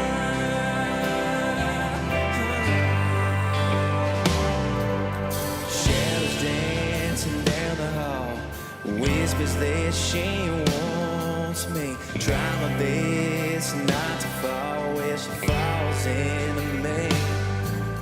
We all need some kind of fix. For me, she's the one to pick.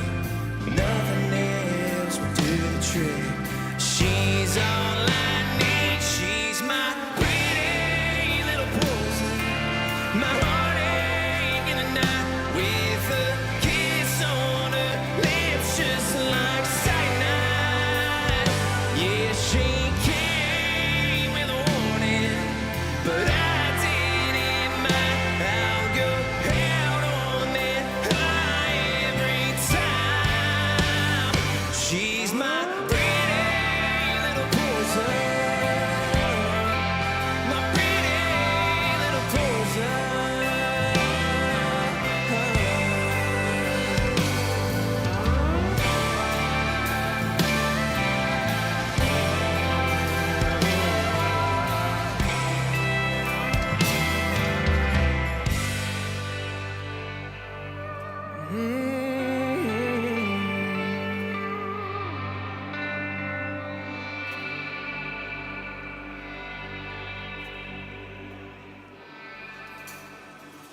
For some, I guess it's alcohol.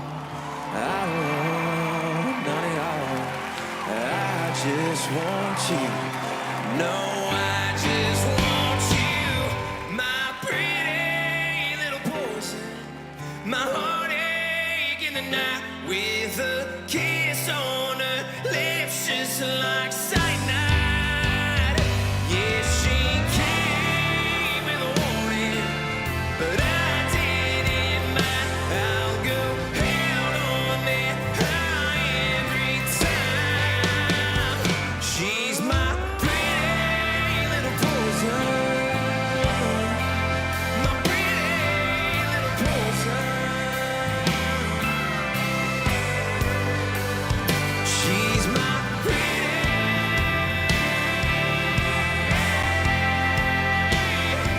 little poison.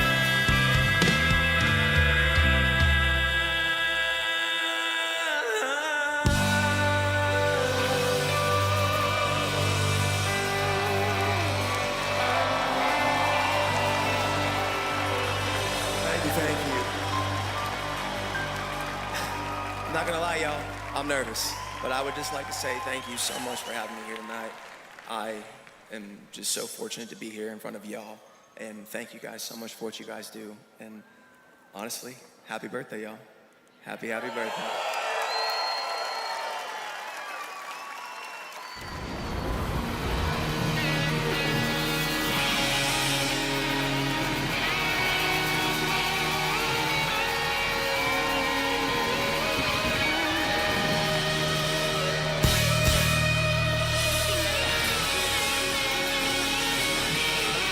This next song was loved by y'all. So if you know the words, please sing along. This song's called Ride the Lightning, y'all.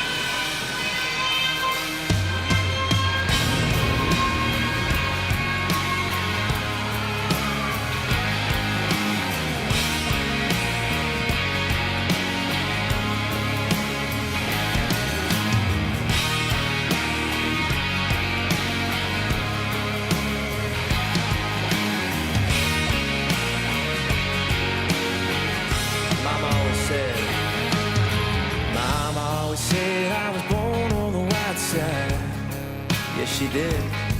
One foot in the flames and the other trying to walk the line. Can't say I never saw it coming. I could see the warning signs. Mama always said I was born on the wild side.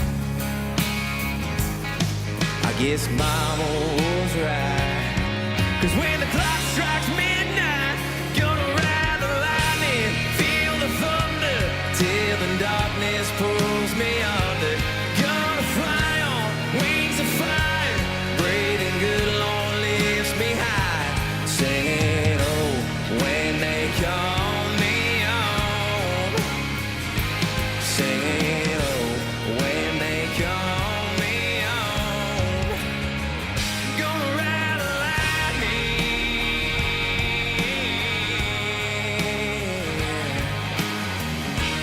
I see you singing, my friend. There's a man in a black coat standing at a crossroads, with a pen in his hand and a long list of life souls. They say he flips a coin, fools let the fools go. There's a man in a black coat standing at a crossroads. I hope he lets me pass by when I close my eyes. Gonna ride the lightning, feel the thunder till the darkness pulls me under. Gonna fly on wings of fire, breathing good, Lord lifts me high. Singing, oh, when they call me home. Singing, oh, when they call me home. Gonna ride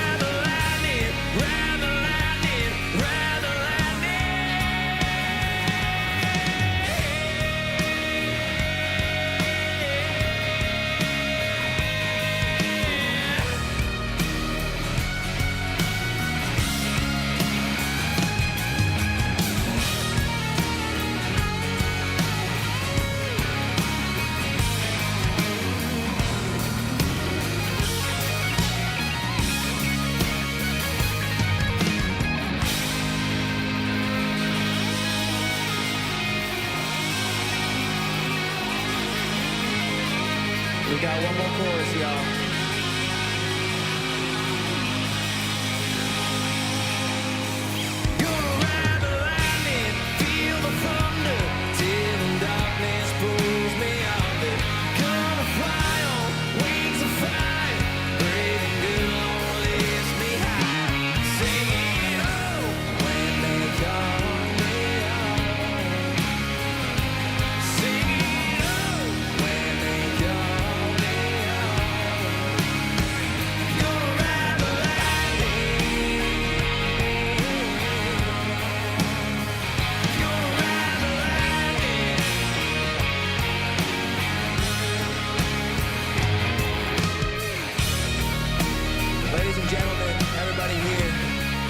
Attended tonight.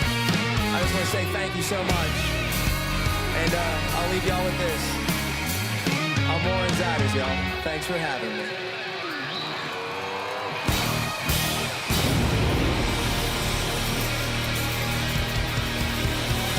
It has been my honor, ladies and gentlemen. I really mean that. Thank you so much. Happy birthday to the Army. Happy birthday to our President, Donald Trump. Amen, y'all. God bless America, baby!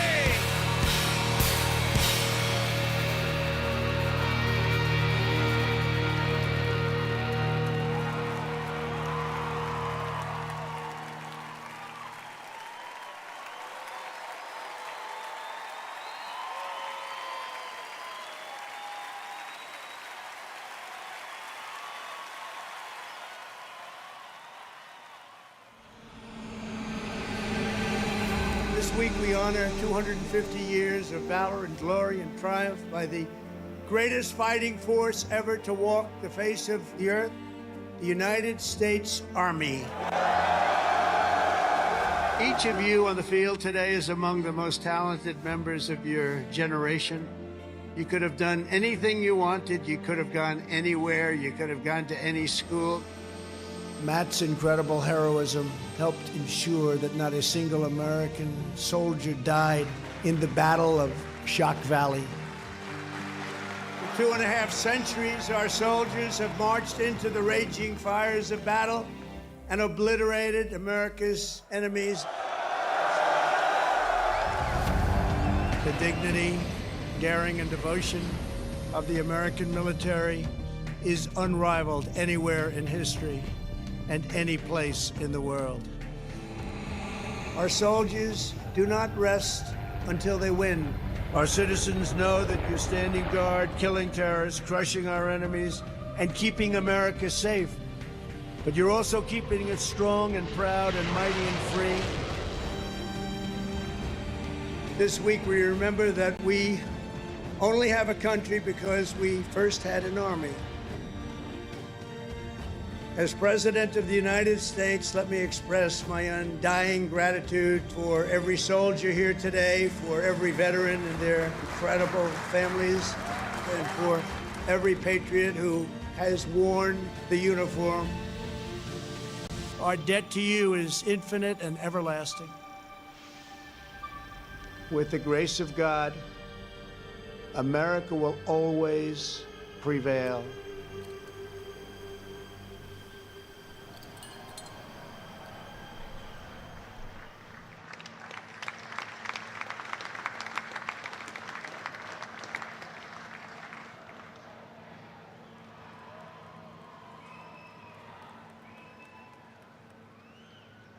Well, let me say to the thousands of Americans who traveled from distant towns and across state lines to be here today, this is your national capital. Welcome to Washington, D.C. We are thrilled to have you.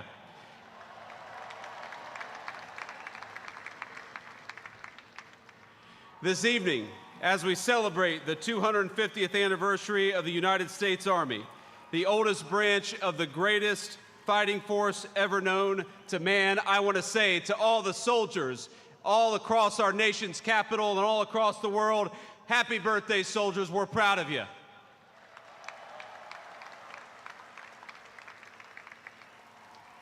And I want to say you represent an unbroken line of greatness, of excellence. And one of the things the President of the United States has told his entire administration from the Vice President on down is that we must remember that the young men and women who put on the uniform and serve this nation are our most precious resource. We must honor them, we must respect them, we must fight for them, and that's exactly what the Trump administration aims to do every single day.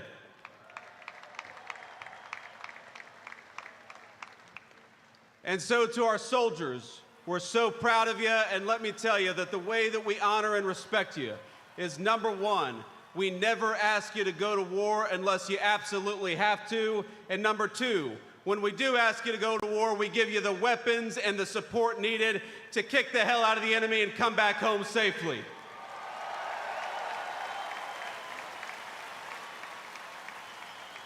Now, I know I am the last thing standing between the main event, and that is a dangerous place to be with a lot of soldiers in the audience. So let me just say a couple of quick additional thoughts. First of all, June the 14th is, of course, the birthday of the Army.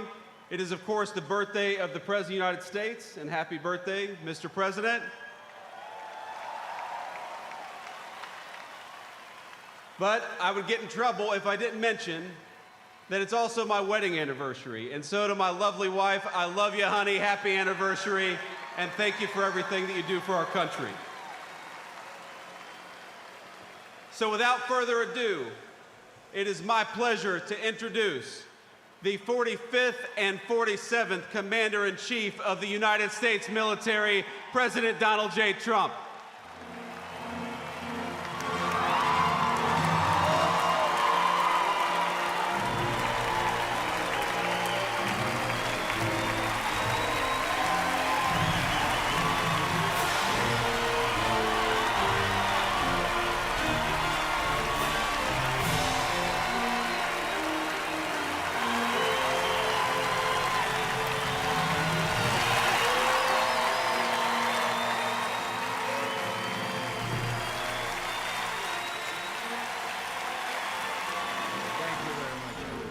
Thank you to Vice President Vance, and thank you to our wonderful First Lady, and above all, thank you to the greatest, fiercest, and bravest fighting force ever to stride the face of this earth, the United States Army. Thank you very much.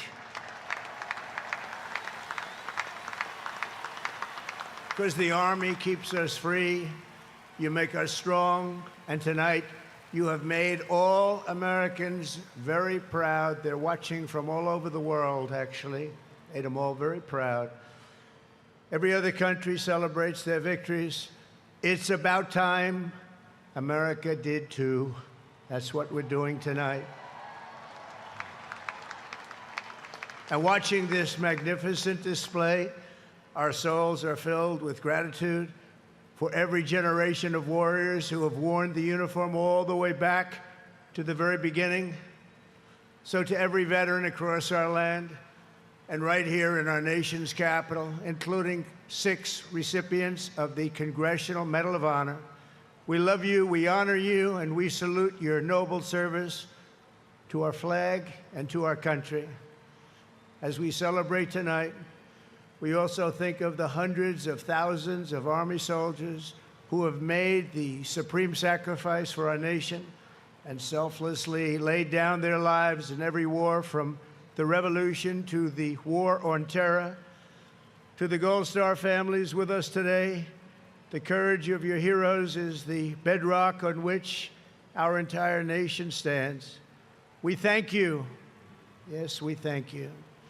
Today we commemorate an event that did not just change American history, but changed the history of the entire world. With the creation of America's Army on June 14th, 1775, liberty got its shield and the freedom got its sword. Those first Army patriots in the American Revolution fought against a fearsome enemy and impossible odds, but they were armed with a righteous cause.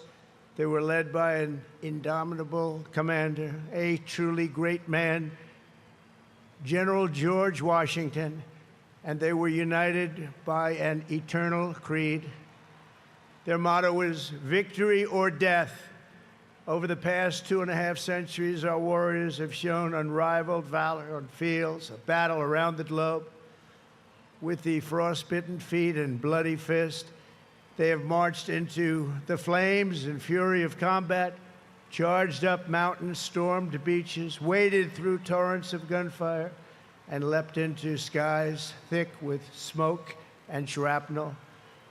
The U.S. Army has driven bayonets into the heart of sinister empires, crushed the ambitions of evil tyrants.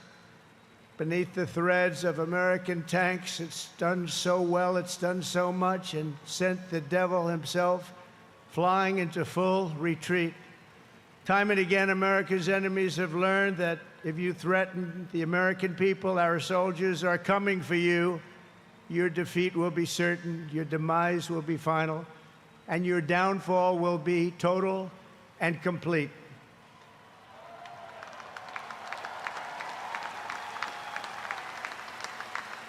Because our soldiers never give up, never surrender, and never, ever quit. They fight, fight, fight, and they win, win, win. And that's why no institution in history has entered more names into the roster of American heroes than the U.S. Army, the Congressional Medal of Honor, more than anyone or anything. There was Mad Anthony Wayne asked by George Washington to lead a daring midnight raid up the cliffs of Stony Point with unloaded muskets and only their bayonets to fight the redcoats. Mad Anthony replied, "Issue the order, sir, and I will storm into hell for you." Then there was the Civil War general, John Corse, shot in the face in combat. He fired off a message to his commander: "I am short a cheekbone and one ear, but I am able to whip the hell out of all of them." He stayed on the front lines, it seemed forever. In World War II, there was the great Creighton Abrams, besieged on all sides by the Nazis at the Battle of the Bulge. He boldly proclaimed, "They've got us surrounded again, the poor bastards." This is the fighting spirit and unyielding force of the U.S. Army. It has never changed, and it will never, ever change, because there is no earthly force more powerful than the brave heart of a U.S. infantryman or an Army Ranger, paratrooper, or Green Beret. They are the best, they are the finest.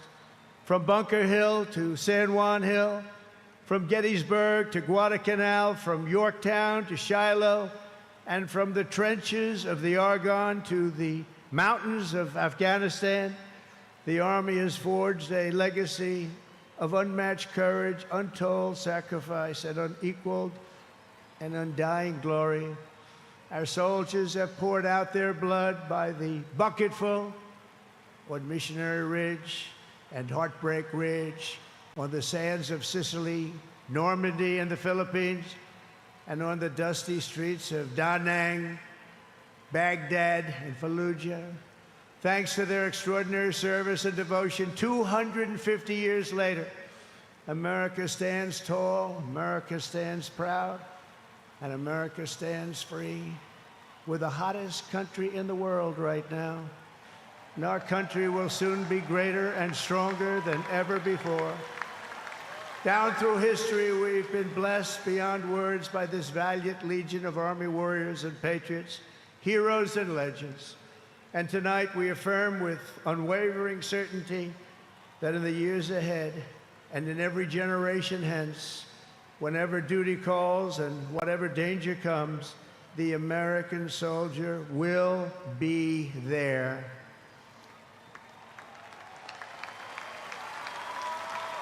No matter the risk, no matter the obstacles, our warriors will charge into battle. They will plunge into the crucible of fire, and they will seize the crown of victory, because the United States of America will always have the grace of Almighty God and the iron will of the United States Army. Congratulations to everybody. We love our country.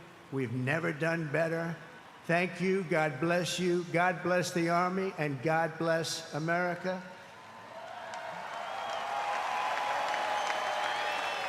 And now I'd like to ask our great First Lady to join me at the podium. Thank you very much, everybody.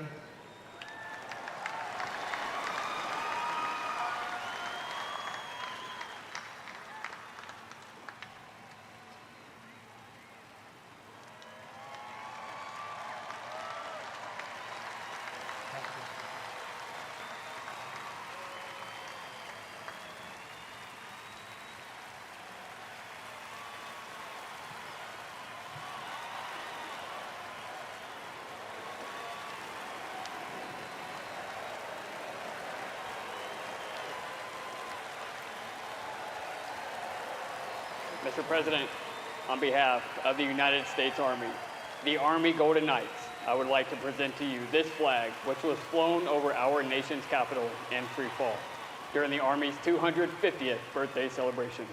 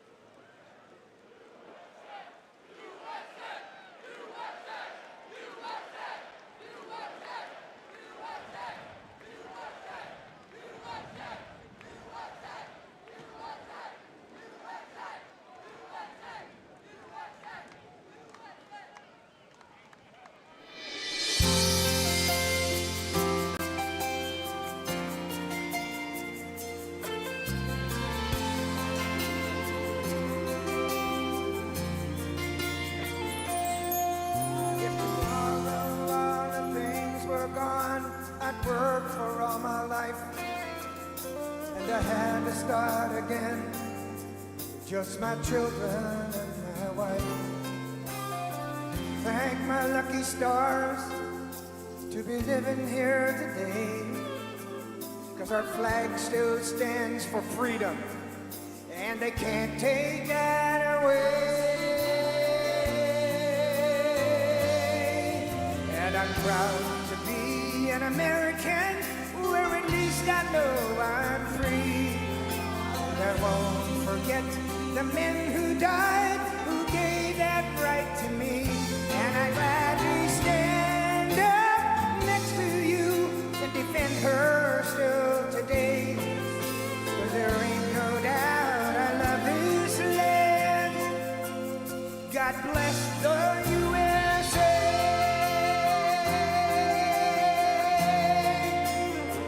Happy birthday, Mr. President.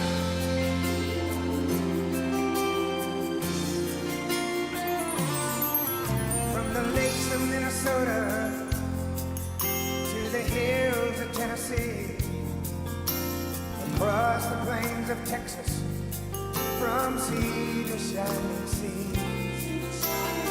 Detroit to Houston, and New York to LA.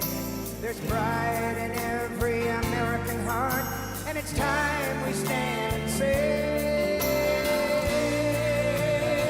sing it with me.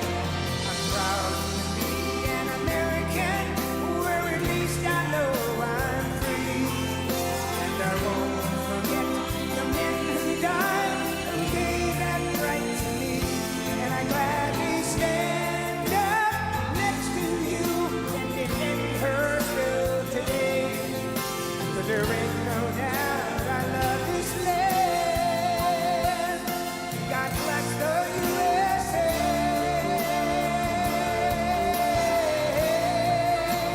Light up your cell phone.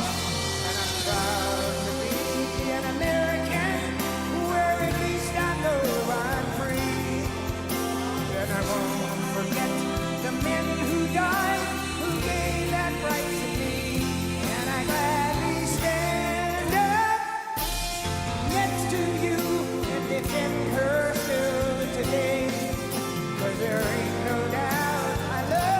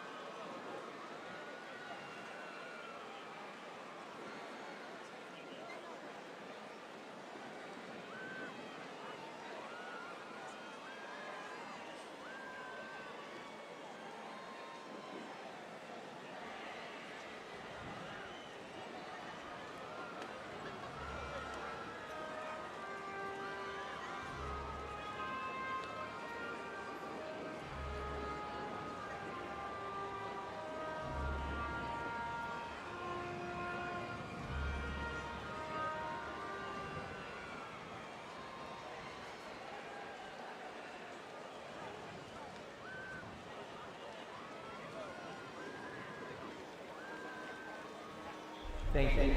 Thank you. Thank you, U.S. Army. Thank you. Thank you. Thank you. Thank you, Army, for 250 years.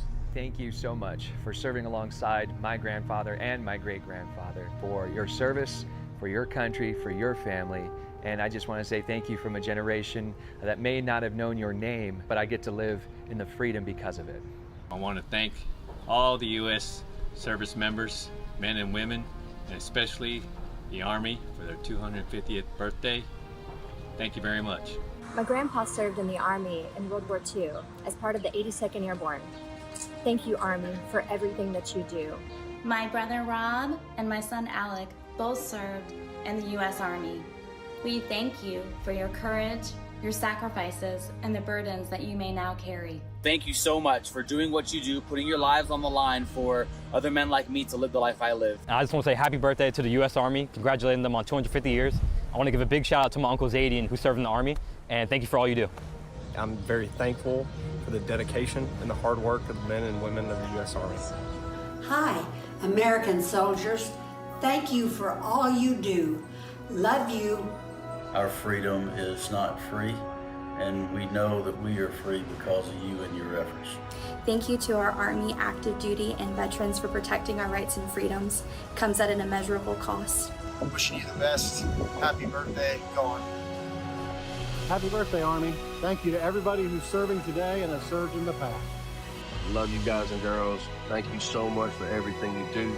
A big thank you to the men and women that serve our country and everything you guys do for us. Thank you, Army, and happy birthday. Happy birthday, Army. Happy birthday, Army.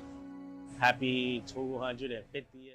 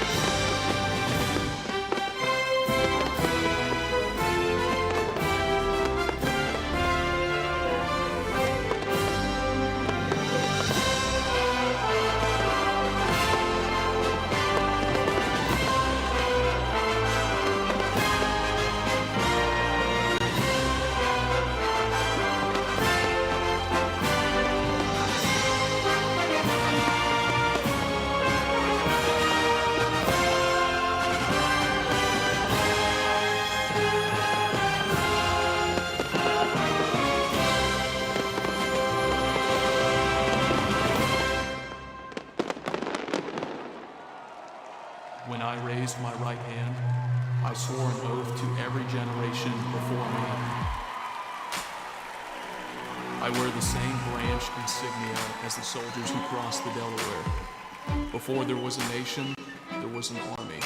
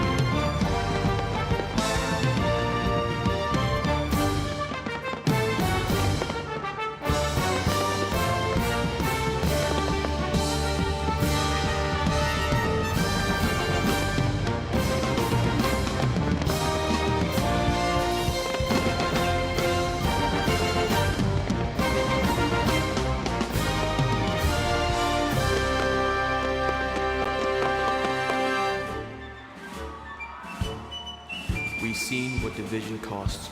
I serve because unity is worth the fight. I carry that legacy forward every time I put on this uniform.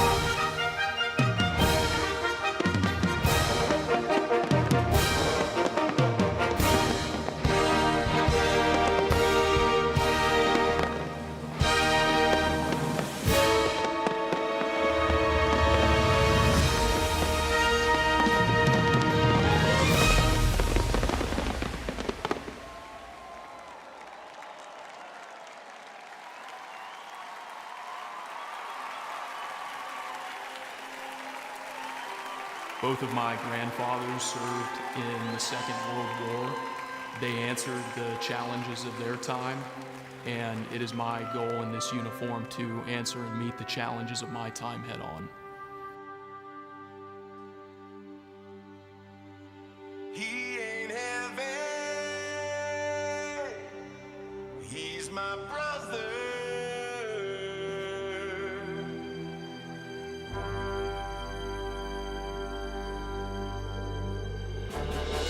Duty, honor, country. Those three hallowed words irreverently dictate what you ought to be, what you can be, what you will be. The heads are up, the chests are out, the arms are swinging, a cadence count. Sound off. 1, 2. Sound off. 3, 4. Bring it on down.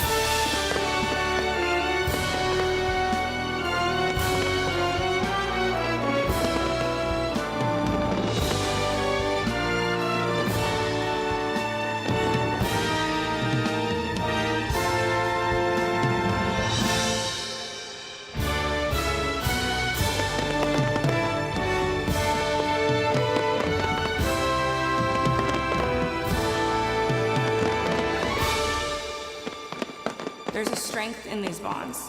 There's a realness to these bonds. It's not just because this is your team, it's because your life depends on these people.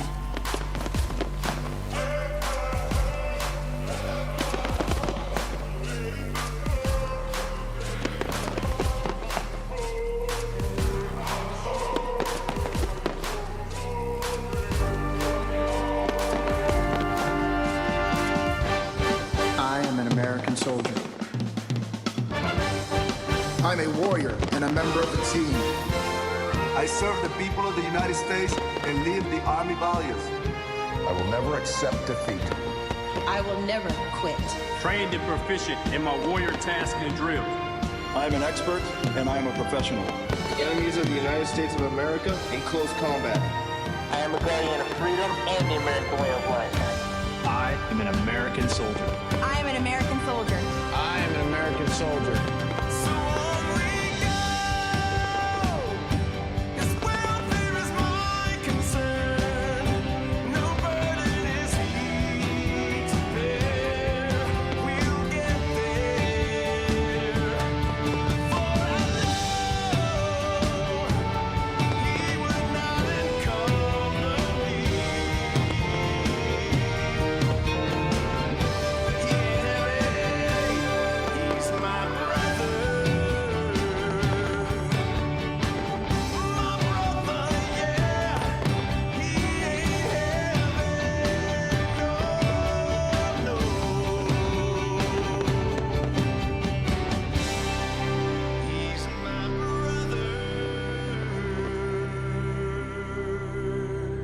when I'm outside guarding the tomb of the unknown soldier. It is one of the most honorable jobs I think that I could have had in the military. I think about those soldiers who made the ultimate sacrifice. Oh, beautiful for heroes proved in liberating strife.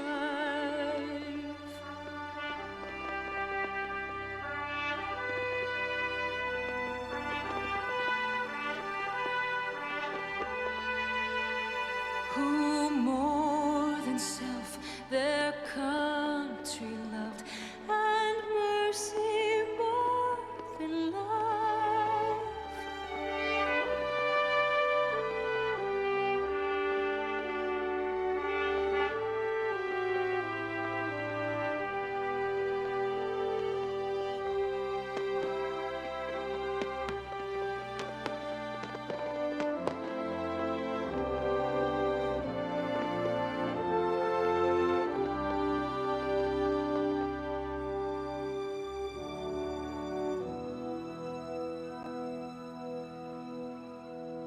And I will always do my duty, no matter what the price. Hey, I've counted up the cost, I know the sacrifice. Oh, and I don't want to die for you, but if dying's asking me, I'll bear that cross with honor. Hey, freedom don't come free. I'm an American soldier, an American. Beside my brothers and my sisters, I will proudly take a stand. With liberties in jeopardy, I will always do what's right. Man, I'm out here on your front line, sleep in peace tonight. American soldier, I'm an American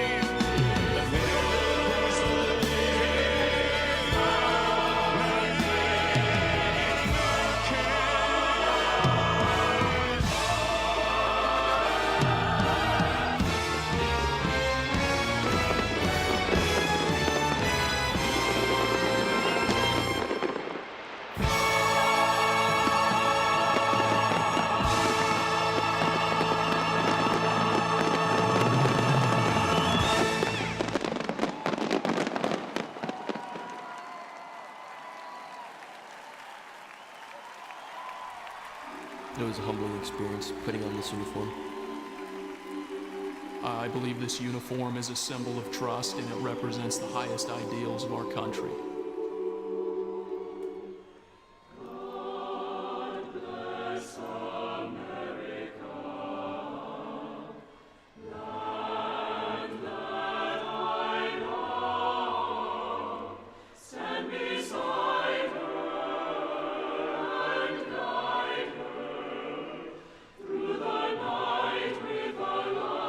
From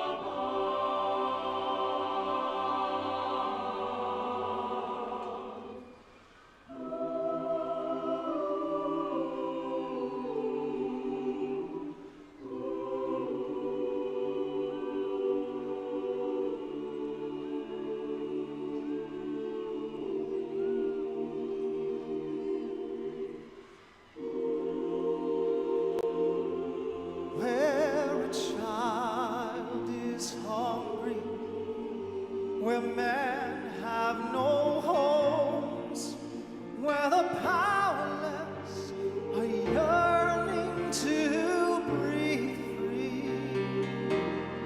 May we fight for justice till there's justice for all.